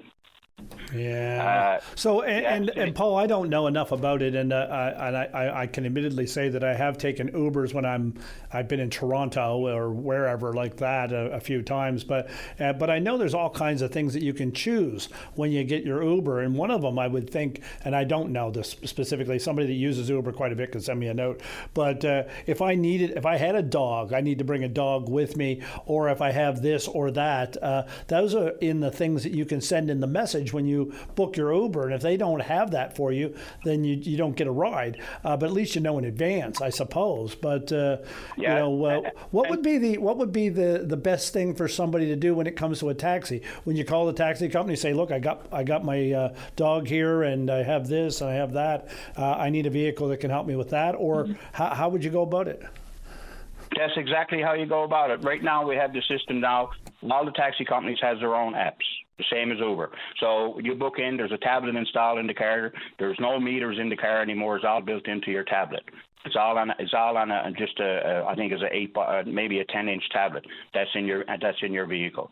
What you do, you call dispatch, or if you want to book it on the app, you can type it in on a text message on your phone saying small dog, required car capable of taking small dog, large dog, a donkey, a horse, whatever you want to put in there. And I mean, that's the thing.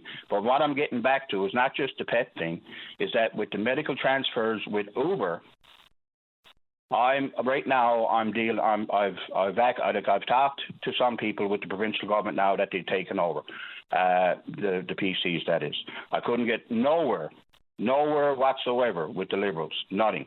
It's just as well to open the window and throw everything out through it and forget about it. Yeah. Because they don't want to. So are you getting any response from this government? Are they going to look at it? Or? I got a little bit of feedback. From what I understand, and I'm not attached to any political party or anything, but what I understand is from what they walked into that was left to them, the least of their worries was about a taxi driver.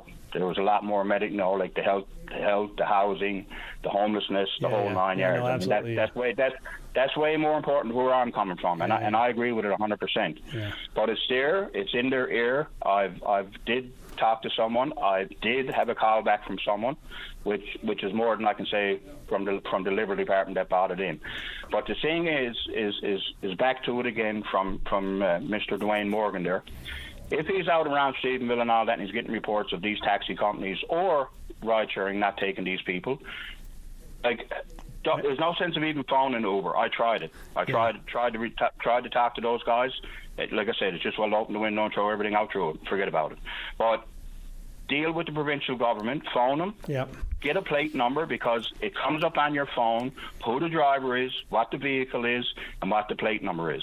And that's with both, like, I don't know now, like the smaller townships and everything else. I know Corner Brook are operating on an app and a tablet. I know that much. I don't know about Gander and the rest of them, and the mom and pop taxis. I guess they're just operating on phones and probably flat rates. But if these people are refusing to take the CNIB dogs or even your pets or whatever the case may be, I suggest to Mr. Dwayne Morgan to tell the people that he's going to deal with across the island from the CNIB and anybody that's listening. Contact. It was an Uber driver. Take all that information. Contact the provincial government, the Department of Transportation. Contact those guys and let them know what's going on.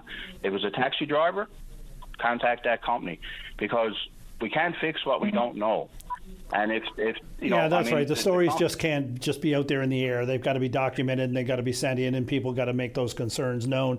It's you know, if you refuse something that you think is not right, let your MHA know, let the province know, let the CNIB know, and then they can do the same thing as you're suggesting, Paul. Paul, I'm way past break time for the news here, but I thank you for calling. If you get a meeting with the province about this issue and you have some information to share, please give Open Line a call back and let us know where it stands to see if there's going to be any kind of change in this system at all. Yeah.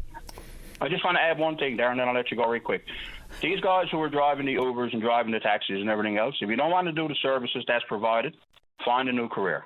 Yeah. That's the only thing I can suggest to you. Okay, Paul. And let the guys who want to do it and get a good service, leave it to us and we'll look after it. Thanks very much for your time. All right, Paul, you take care. Have a good weekend. We've got Nathan on hold and a couple other people. I think John is there. We're going to get back to you after the news. We're going to news right now. We'll be back in a few moments. You're listening to a rebroadcast of VOCM Open Line. Have your say by calling 709-273-5211 or 1-888-590-8626 and listen live weekday mornings at 9 a.m. Welcome back to Open Line. I'm your host, Darren Bent, and the morning has been flying by, and I'm going to go next to line one, where I have Munsu Executive Director of External Affairs, Nathan. Nathan, welcome to Open Line. Darren, how are you? Not too bad, sir. And look, you're getting ready and pumped up for the budget, and you've got some things that you want to hold the government to. Just tell us where you are with that. Yeah, for sure. So I'd like to preface this a little bit by saying I'm not just calling on behalf of the student union today, but the campus coalition. So we represent over 20,000 students, faculty, and workers, and we're directly advocating today for the PC government to deliver on some of the commitments that they've made. So this will be the first budget in over 10 years to not be from the Liberals. So I think it's safe to say that the people of the province are looking for something different and some different delivery of what we have been getting. And I think it's safe to say at this moment that the university is in a sort of a crisis right now, a financial crisis. It's faced over a decade of compounding underfunding, and the consequences of that are very real. You know, we've been seeing a lot of job losses, growing class sizes, reduced course offerings, declining enrollment, deferred maintenance, etc. And I have to say, actually, at this point, the PCs have been nothing but receptive to a lot of the messaging that we have been putting out as a coalition. And like, for example, Mr. Wakeham very much recognizes that the university is an economic driver. He's already committed to a tuition freeze for students, which we're looking forward to see some delivery on. And of course, Mr. Wakeham has also said that the university is key to fixing some of the population problems in this province. So sticking to retention is a big part of that. And so one thing I want to emphasize here is that student conditions are absolutely faculty conditions. And so we're not asking for the sun and the stars here. You know, we're simply asking for what's already been promised. Mr. Wakeham has been very critical of the previous Liberal government for their strategy around the university and then and funding and such. And we're just looking forward to some delivery on some things that have already been promised, because I think we agree that the way that things are currently going are simply unsustainable. Look, this new government can't address everything in the first budget, of course. Would you be disappointed if Memorial University isn't addressed in some sort of significant way on Wednesday coming? Yeah, I mean, absolutely. Yeah, so I mean, obviously that the problems at the university aren't going to be solved in one budget or at one time. But I mean, some very serious commitments have already been made, particularly around tuition freeze. And of course, that would require some additional funding in order to accommodate. And I just want to emphasize too that as a province in Newfoundland and Labrador, we're very much falling behind in this sector. So, for example, Ontario has recently committed $6.4 billion in new post-secondary funding for over 4 years, including $4.4 billion in increasing operating funding. And then Saskatchewan signed a 4-year funding agreement with guaranteed 3% increase to annual operating funding. And then the University of Manitoba received a 2% operating grant increase and a significant new capital investment. So, I mean, us as a province, we are falling behind in this sector. And I think this has been widely commented on in previous years.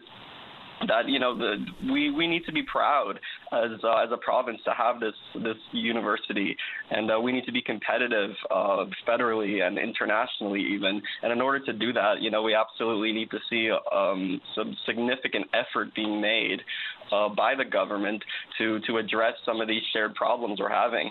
I mean, just take a walk on the St. John's campus today, and what you'll see is that it really hasn't changed much in the last couple of decades. The buildings that were built under Premier Smallwood are still very much used, and they're in total disarray right now. And of course, like the deferred maintenance part of the university is critical to this. What we should absolutely be proud as a province to have universities. You go to universities in Toronto or in Europe or whatever, these are beautiful, well-funded institutions, and it seems that we're falling behind there. And so yeah, we're absolutely looking forward to see at least some of these concerns addressed. And of course, at the end of the day, we represent tens of thousands of people in this province.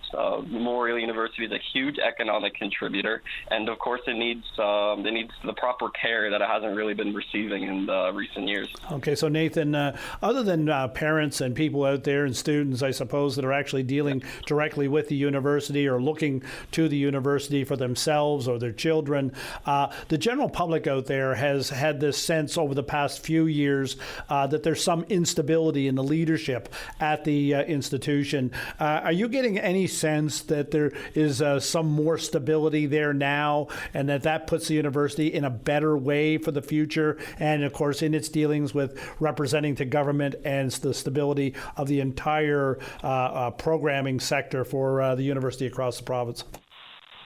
Yeah, absolutely. I mean, us as a coalition very much resonate with some criticisms tied to senior leadership at the university in recent years.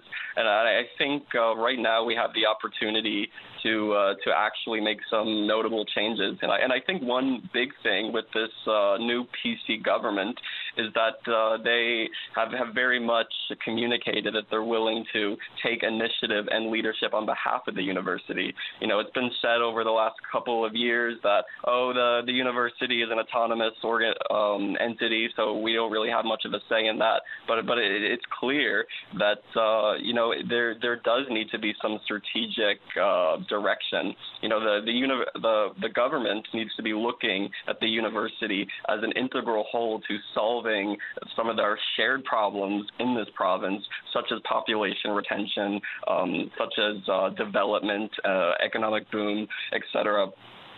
We really have to be investing in human capital in this province, and in order to do that, we have to look to our education sector and do the work that needs to be done there. Nathan, thank you very much. And of course, with the infrastructure and the personnel and the expertise that resides within Memorial University, there are all kinds of things that the provincial government can go back to, take advantage of some of that learning and information and use it to help with the prosperity of the province going into the future. We'll be watching the budget very closely on Wednesday. I know you will. You'll probably be there in person to see what's going to happen, and we'll see how the government looks to the university now and give us a roadmap into the future. Thank you very much, Nathan. You have a good day. Yeah, thank you, Darren. You as well, and happy birthday to you.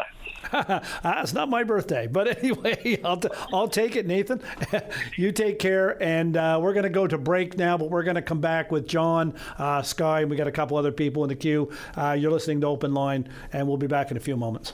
Welcome back to Open Line. I'm your host, Darren Benton. We've heard a lot about issues that people are facing in the healthcare system. I just got a note from somebody. We talked about, people not canceling appointments and not showing up and that sort of backlogging the system. Someone just sent me a note, said that they got an automated phone call reminder about next week's appointment.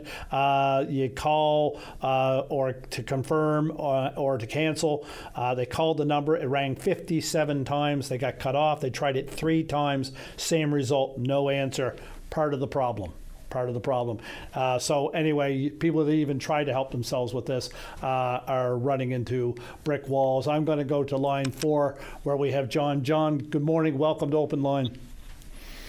Good morning, Darren. Congratulations on your new position there, my friend. I've got 40 minutes left of it, John, and then I'm out. Oh, is that right? You're not the new guy? I'm just filling in for a couple of weeks. I'm finishing up today for a bit. John, how can we help you this morning? Okay. Hey, listen, if you don't mind, I want to shout out my buddy first in the Golds. My buddy Wade Apgood, he just went into the Ruby Manor and just shout them all out to the residents and the crew in there looking after me buddy Wade. Go Ruby Manor. There you go. Good stuff. So listen, I'm a fan of VOCM because I live in Ontario, but to get the local news and find out what's going on in Newfoundland, because I'm a Newfoundlander, I usually poke on VOCM every morning to get the regional and local news updates. So this morning, actually, I saw a video there where the Minister of Tourism, the lady Andrea Barber, stood up in the House of Assembly and a tearful presentations about being bullied and harassed. And I got to tell you, I was totally and utterly disgusted with what was said.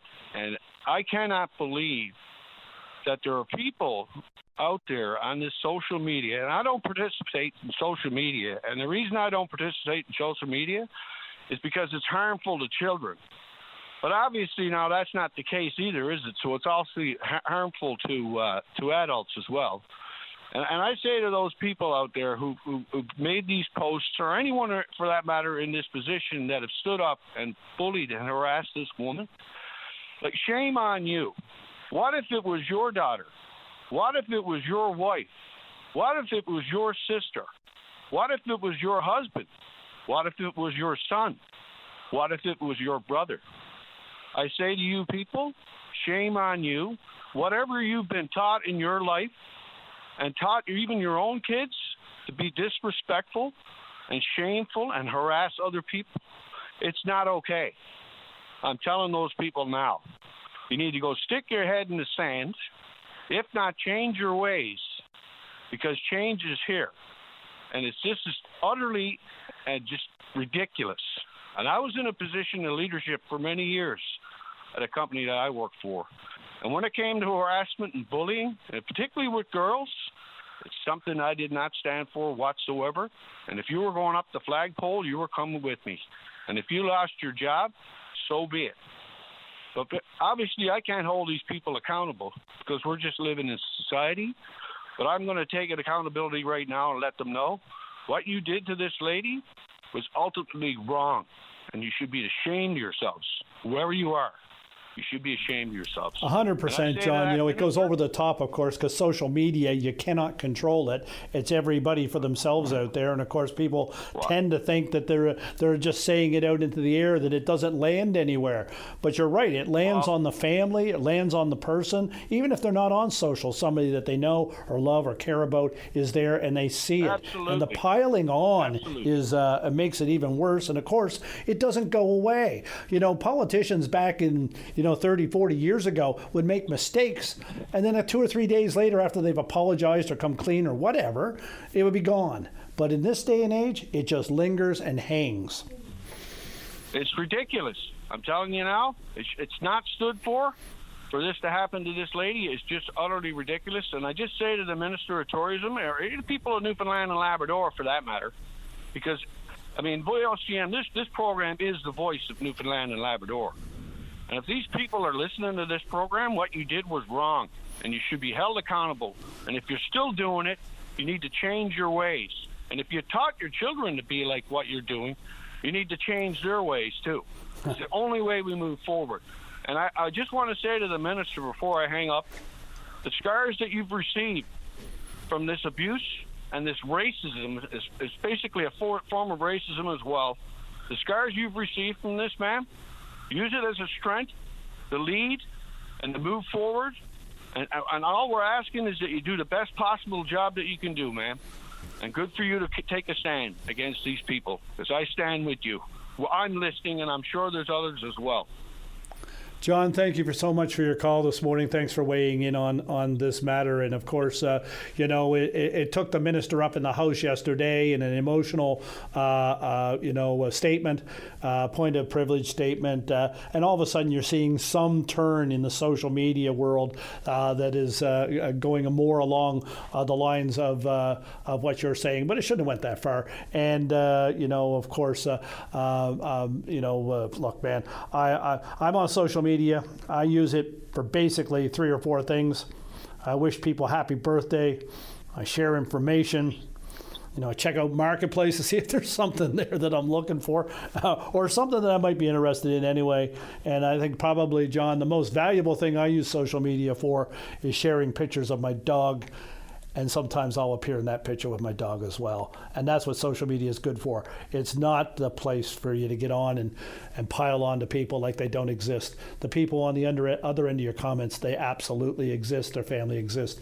And the beating is unwarranted in a lot of cases. Anyway, John, thank you for your call this morning. I'm going to move on now to line, let me see, is that line 2? And I have Sky. Sky, welcome to Open Line. Hi, thanks for having me on. Oh, welcome. How you doing? I'm doing good. How you doing? I'm good. I'm calling about a fundraiser we're hosting for the girls under 15 Felian soccer team. Yeah, go ahead. Sorry. So they've been given an opportunity to travel to London, which is honestly like a once-in-a-lifetime experience. So we're trying to raise money to help them get there. It's happening April 29th at Boston Pizza on Kelsey Drive. So the girls will actually be helping serve tables, which will make it like really fun and interactive. People just need to reserve under the fundraiser for it to count towards the team. No, that's huge. It's such an easy way to support local kids. And like if you're going out for supper anyways, why not? Yeah, you seem to have some help there this morning. That's great. Look, do, yeah. Tell me a little bit about the trip. They're going to London. They're not going to the theater. They're going to see some soccer and play some soccer and maybe get some training, I guess, eh? They are. So they're going to go up and play a few scrimmages with some other girls up there. We're going to go see some soccer games. We're going to go tour a little bit. Like, it's just going to be such a fun experience. Yeah, no, that's great, and you get to experience, I guess the center of the Premier League, and you get to experience some of the facilities that they have over there. That's a great experience. Travel is the greatest educator, hey? I know, that's absolutely correct. Okay. All right. Well, look, good luck with your fundraiser. It is April 29th, I think, and you're going to be up at Boston Pizza on Kelsey. Is that right? Yes. Yes. Okay. And there's 2 bookings right now happening, one at 5:30 and one at 6:30. Okay, perfect. All right, well, good luck with all that. All the best to the team and the girls, and have a great trip. Thanks for calling, Sky. Thanks. Bye. All right, well, there's something. If you got to get supper on the 29th or sometime in there, then you can help out that team. And, of course, one of the things we've just heard recently is that the provincial government is giving the boot to the sponsorship of the English soccer group. So that came in, I think, probably 2024 with the Barrow AFC, $171,000 to get the province's logo on the jersey. The team did fairly well, actually, after that. But the question is that where we want to spend our advertising dollar, putting our logo on a shirt of a English soccer team? And the new government says no. And that's the end of it. So that sponsorship, when it expires, will not be renewed. Okay, we're hard up on the break. I got a couple calls in the queue there. We got Bernie, we got Ted. We'll come back with them after the break. I'm your host, Darren Bent. We'll be back in just a moment. The Tim Powers Show. Join the conversation weekday afternoons at 4 p.m. on your VOCM. Welcome back to Open Line. I'm your host, Darren Bent. And on line 6, I have Bernie. Bernie, good morning. Welcome to Open Line. Morning, Darren. Happy Friday. Happy Friday, sir. How's it going? Pretty good, and you? Good, boy. So it's that time of year again. You're getting ready for the Spirit of Alex and Riley food drive. Tell us all about it. It is, Darren. This is our 13th annual SOAR food drive. SOAR for us stands for Spirit of Alex and Riley. So this year is going to be held on the May the 8th instead of the 9th, because the 9th is on a Saturday. The 9th is on a Saturday, and we like to hold it on a weekday. So this year we're going to hold it on May the 8th at the CBS Salvation Army in Long Pond. It is a food drive, but for me and Louise, it is a birthday celebration because Alex and Riley had the same birthday of May the 9th. Yeah, absolutely. And of course, this year you're holding it on the 8th, I guess, to accommodate those who want to donate from the schools and other places. It is, yeah, because we have the fire departments in Paradise and also in CBS. They come to help us out. And as you said, as the schools, all the schools in Paradise and also in CBS do contribute to our food drive. So the drop-off for us would be the best time to do it would be on a weekday. Yeah, no, and that's great. And again, of course, you started this 13 years ago to celebrate your children who, and for people that don't know or haven't heard before, of course, they both died young, tragically, of course, from a type of brain cancer, and it's important to you to keep their memories alive. And by doing so, you are helping so many people in the community with this food drive. Bernie, what's it mean to you to be able to do it and to have done it for this long? Well, for us, Darren, is something that we can do to give back to the both communities in Alex's and Riley's memory. This year, Alex would have been 33, and Alex would have been, sorry, that's wrong. Alex would have been 33, and Riley would be 28. Yeah, no, absolutely. And Bernie, it's not just the schools you got involved in this. You're calling on people to make personal donations, but you got businesses, you got others involved as well that always come out because there's thousands upon thousands of pounds of food gathered at this event every year. It is, yes, and as well, it is more so for the general public to let them be aware of what we're doing. And also, on that day, on May the 8th, myself and Louise are going to be at the CBS Salvation Army Church, and we also have cake and we have some tea and coffee. So we're asking everybody, just come out and celebrate their birthday with us because for us it is a birthday party. Absolutely. And Bernie, thank you so much. Is there anything else you wanted to say before I let you go? No, I'm good, Darren. I just wanted to make sure that your callers are aware, what we got going on for May the 8th. All right. Well, thank you very much. You have a great day, and we look forward to, I'll definitely be there on May the 8th to help you celebrate. And, of course, this is the Spirit of Alex O'Reilly Food Drive. It happens annually, and we're asking people, and generally the Mercers are asking people to come out, bring some food, make a donation. You can do gift cards. You can do whatever it is. And they reach out to the business community as well for however they can help. And, of course, this puts tens of thousands of pounds of food in in the local food bank at a time of year when they don't have big fundraisers and so forth on the go, and it's all greatly appreciated throughout the communities of Paradise and Conception Bay South, and of course it eases the burden on the Central Food Bank as well. Thank you very much, Bernie. All the best. Thanks, Darren. Have a great day. You too, sir. Okay, we're going to go on to line 5 where I have Ted. Ted, good morning. Welcome to Open Line. Good morning there, Darren. How are you doing today, Ted? Hello? Yes, hello, sir. Are you there? Yes, I'm here. Okay. How can we help you today? Yes, I want to talk about the offshore oil rigs. How many offshore oil rigs do Newfoundland and Labrador have out there now pumping oil? Oh my gosh, rigs, I'm not sure. So what do they got? Terra Nova, White Rose? I guess Hibernia is not a rig, Hibernia? It's a GBS. So is it 5 or 6 out there? Yeah, no, I couldn't tell you off the top of my head. No, I was just wondering how much revenue coming in from these offshore oil rigs to the Newfoundland and Labrador government? Yeah, so they have royalty packages in place for some of the deals that they've done out there for sure. So they are making good revenue off it, and increased revenue as the price of oil is up now because of what's going on in the Strait of Hormuz and over in Iran. So are we getting 50%, 60%? No, I don't think it's anything like that. I think it's a small percentage.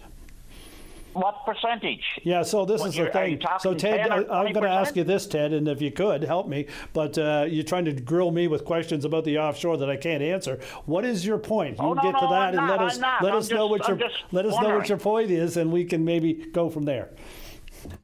Pardon? Yeah, no, what is the point you're trying to get at? Because I can't answer the pointed questions you're asking. The point I'm trying to get at is, when the Newfoundland and Labrador government is in the red, what, 15 billion? Okay. Okay, we're in the red 15 billion. So how much revenue are we getting from the offshore? Are we getting screwed by the offshore? Yeah, no, I don't know. I know that the previous governments, back as far as the Williams government and so forth, negotiated royalty packages with the companies so that some of the funds that are coming from the oil go directly to the province of Newfoundland and Labrador. I think it's probably a backbone amount of money that we continue to get, but we spend a lot of money too, Ted. Okay, so all this oil that's being pumped from these 5 rigs out there now is going up to Eastern Seaboard? Yeah, well, some of it's coming here. Yeah, but go ahead. Yeah, so just for 1 minute, there's none really coming here. It's the only thing that's coming here is to the tank farm in Placentia Bay. That's right. Right out to just beyond Arnold's Cove there. Yep. So that's pumped into tanks in there in Whiffin Head, and then it's taken from tankers, and then it's going up to the Eastern Seaboard to get refined. Is that right? Yeah, no, I know it's going outside the province. I think Irving has just asked to have another tanker go over to New Brunswick as well from here. Yeah, I mean, there's five rigs out there, and we're not getting one drop of oil. Not enough to light a kerosene lamp is being refined there in Newfoundland and Labrador. Yeah. What is the problem with our government? Yeah, no, and I can't answer that one too. But one of the things about the oil business that's intangible, other than the royalty money that we're getting from the oil, is all the supply jobs and the offices from the oil companies and so forth are done here in Newfoundland. And of course, the offshore supply business is employing a lot of people, and creating a lot of economic prosperity in that sector for sure. So there are other things than just the oil. Where should the oil go? Well, I suppose that there's a good question as to why don't we have 10 refineries here? And I suspect that there's a cost involved in that too. No, we don't need to have 10 refineries because the offshore oil that we're pumping out of these platforms out there is almost pure gold. Almost, yeah. And it should have been a refinery built there years ago. Yep. That's all I have to say. You mean, as far as I'm concerned, the people of Newfoundland and Labrador is getting screwed right black and blue from the offshore. oil. Yeah, you don't think that we're getting the benefit. We're not getting our percentage. Yeah. So you don't think that the revenue, the royalty that was negotiated in the past for offshore oil and the money that's coming in is we're just not getting our fair share of it. You think we ought to be holding on to the oil somehow and refining it here and then selling it ourselves? Exactly, sir. Okay. And I like Mr. Lloyd Parrott, he's the Energy Minister, to come on and tell the people of Newfoundland and Labrador what revenue are we getting from the oil offshore. Yeah. Okay. Well, I think that'll probably be something that they'll outline in the budget, because where the revenue come from is always something that they outline in the budget. And of course, it's a number I'm sure that's easy enough to find if we had to look for it. I don't have it here in front of me right now. But, some people would say, many people would say that we don't have a revenue problem. We have a spending problem. And that's something that, of course, this government is now facing and they have to deal with. And they're going to try to start dealing with it on Wednesday. And we'll see how that goes. Ted, thank you very much for your call. It's a good question. Are we getting enough from the offshore oil that we have? And we need to see if there's a better way of going about it, maybe. But we'll see where the province is going to take us on Wednesday. And of course, they'll be talking about where the revenue is coming from and where it is going. Okay, Ted, you have a great day. Thanks for calling. You're having a fine job. What's that? You're doing a fine job. We're doing the best I can anyway. Thanks, Ted, and I appreciate it. And we're going to cut out and go to break, and we'll be back to Open Line in just a moment. Welcome back to Open Line. I'm your host, Darren Bent, and we got on the line right now Jonathan, who is the manager of the Baker's Flooring Conception Bay Blues. And Jonathan, what a matchup that the Allen Cup has created for a semifinal. We've got an all Newfoundland show tonight. Clarenville Caribous, the Conception Bay Blues. You couldn't ask for any better, could you? No, it's going to be quite the matchup. Yeah, we kind of anticipated that we'd cross paths at some point throughout the tournament. Both teams have assembled some pretty strong rosters, and we figured a playoff matchup was in our future. And yeah, we're pretty excited, and we think it's going to be quite the event, and I expect big crowds and them to be pleased with the game. Yeah, so it's tonight, I believe 7:30 is puck drop at the Conception Bay Arena. And of course, the winner of tonight plays in the Allen Cup championship game tomorrow afternoon, 4:30, I think is the start for that. And Stony Creek, is it Ontario already there? Correct. Yeah, you're correct on the time tonight. It's 7:30 puck drop, and then the winner moves on to the ultimate task, the championship game tomorrow at 4:30.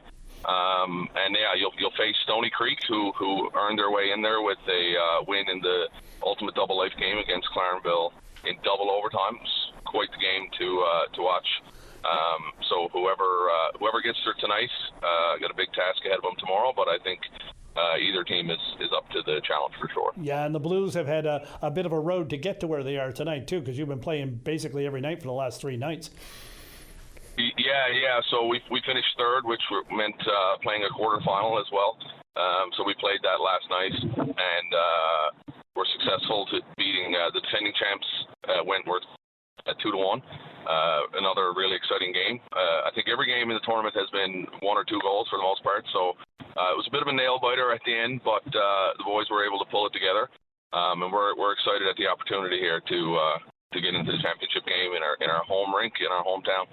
Yeah, and Jonathan, the Blues team worked hard to get to host the Allen Cup, to bring it to Newfoundland and Labrador. There was a process you go through. You got awarded the hosting, and of course it's the home team, and to be into the semifinal now. How has the tournament gone overall? How's the response been? Overall, yeah, the tournament has been great. The competition has been, what we expected, top notch. All the teams have assembled extremely impressive rosters. The teams from outside of Newfoundland are packed with former pros, ECHL, AHL, and if not, they played U Sports or maybe OHL. So they put together real competitive teams, and we feel our 2 teams have matched that, which just goes to show the level of hockey here in Newfoundland, and the Avalon East Senior Hockey League has put together that we're able to field two teams that can compete, and obviously both teams in the semis, and we'll have a Newfoundland team in the championship game. And I think that's a real testament to the hockey here in Newfoundland. Anyone who's been there, the fans, the referees, sponsors, have all commented on how high level the hockey is. So we're really proud of that, and we hope we get a big crowd out tonight to take in that game, because it's going to be one for the ages, I believe. Yeah, and of course, fans of the league know that you guys in Clarenville are no strangers to each other. How has that gone this year? What kind of hockey are we going to see, and what kind of rivalry have you created over the year? Yeah, so big rivalry between our teams. On the ice, I will say, off ice we work together quite well. As you would expect, but once that puck drops, there's not a lot of friendships, and it was we met them in the playoffs 2 straight years, so we've built up quite the rivalry. I expect things to be fairly physical tonight. Both teams have played with a lot of pace, so it's going to be fast pace, high intensity, physical hockey. A little different than our other games, because we know a little more information about them. We know the players. We know how they like to play, whereas the other games we played, you're kind of feeling them out as the game goes on. Try to see as much of them throughout the week as you could, but a little different tonight as both teams kind of know who they're facing up front. Yeah, okay. So it's the big Newfoundland matchup. Clarenville Caribous taking on the Conception Bay Blues at the CBS Arena tonight at 7:30. The winner sends a Newfoundland-based team to the Allen Cup Championship game on Saturday at 4:30 at same arena. Great hockey. I saw the first game in person. Everybody was flying. It was just amazing quality level of hockey. Jonathan, congratulations on how well the team is doing so far, and of course on bringing this to Newfoundland and Labrador, this storied trophy, the Allen Cup. I see it's there on display. People can go get a picture with it. All the best tonight. All the best for the end of the tournament, and thanks again for coming on. No, thanks for having me, Darren, and thanks for your help and the town's help throughout all this. The arena has been amazing to us leading up to this and this week, so I'd be remiss if I didn't throw a bouquet out to them for all their work, and even all the visiting teams have commented on what a beautiful facility we have, how well it's run, and how easy everyone's been to get along with. So we've, I think, really shown Newfoundland and Conception Bay South well to the rest of the country. Yeah, and it bodes well again for bringing the cup back sometime in the future. Yes, thanks, Jonathan. You have exactly. Good luck tonight and all the best. And I'm going to move on now to line 1, where I have Carrie. Carrie, welcome to Open Line. Hello. Good morning. Thank you. Good morning. You're doing a fine job, and I hope we have you back. I wanted to chime in my 2 cents on the bullying issue. First of all, I want to commend all the women in the House who spoke. I think they were all eloquent and sympathetic, and I think they brought to light, not only in politics, but in life, the kind of insult and abuse that women are seeing online and in real life, and that the level of discourse almost immediately turns into personal, like whether it's about your looks or it becomes sexual or whatever it is, and that doesn't happen with men. And I don't think a lot of men are really cognizant of how prevalent that is in everyday life, and it doesn't exist in a vacuum if you look at other things, like the fact that we have such a high rate of domestic partner violence. So there's obviously a systemic and cultural issue at play. So I guess I wanted to say that it's not an isolated issue. If you look at other things, there's related items in society.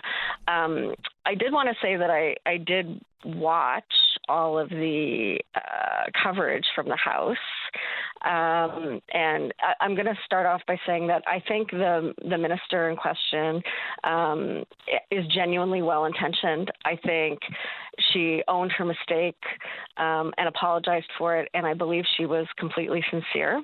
But I will say that I think the part that was missing from her apology was some kind of reassurance that she now has a plan in place with her staff going forward so that this kind of thing doesn't happen again.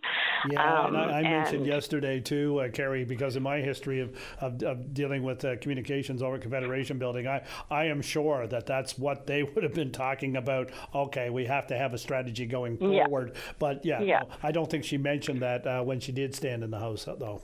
No. So I think that missing piece, like, it's fine to apologize, but, you have to be able to convey what you're doing going forward to rectify. So there has to be a balance. I watched all of the coverage from the House. I personally don't feel like any of the members of the opposition crossed the line in terms of being bullying or taking it into the personal realm in the House. I know that she faced comments online from the public. That's a different story. But I did not personally see anything that I felt was misconduct. And I thought the questions were all quite targeted and respectful. Yeah, sticking with the issue is the main thing they have to do, of course. Yes, when you can question and criticize any issue, but the personal stuff. And there has to be a balance, because if you as a member of the House are receiving emails and calls from your constituents asking you, to raise the issue and to iterate your point of view, that is kind of your job to do it. So there has to be a balance where obviously you don't want to be, flogging a dead horse. But I think the absence of that, explanation of how they're going to do better in the future was missing and allowed that conversation to continue. But the other thing that I am going to say is that while I do believe the minister was sincere and that all her work thus far has been very well intentioned, I would argue that in the House, she might be the person who is the most social media savvy. And that was, I think, one of the reasons she was recruited as a candidate in the last election. So for her to kind of fall back on, I made a mistake, I feel like she should have known better. Like, I don't want to victim blame, but I think it was an error in judgment that she is maybe much more social media aware than most. And I guess I would have expected a little bit of a higher standard from her based on that. But again, Carrie, I do believe she's sincere, and I take her at her word. Yeah, Carrie, and I think that you're absolutely right. And of course, as the minister, she has an entire team to fall back on when it comes to communications and promotions and all that. And there's nothing wrong with it. It's just that it appears that she just didn't avail of that support network and did what she would normally have done as a private citizen. And of course, she no longer is. And there it is. You have had the last say today on Open Line, Carrie. We are hard upon the 12 o'clock news. I appreciate your thoughts, and thank you for calling in and expressing them. Thank you. You have a great day. Okay, folks, that's it. I'm wrapping up here for the 2-week stint this week, and we'll talk again in the future, I'm sure. I want to thank Dave Williams and all the folks here at VOCM for helping me out and getting me through the 2 weeks. Certainly from the technical and the support back has been great here at VOCM. So all the best. Dave, I'll turn it over to you. You can go to news.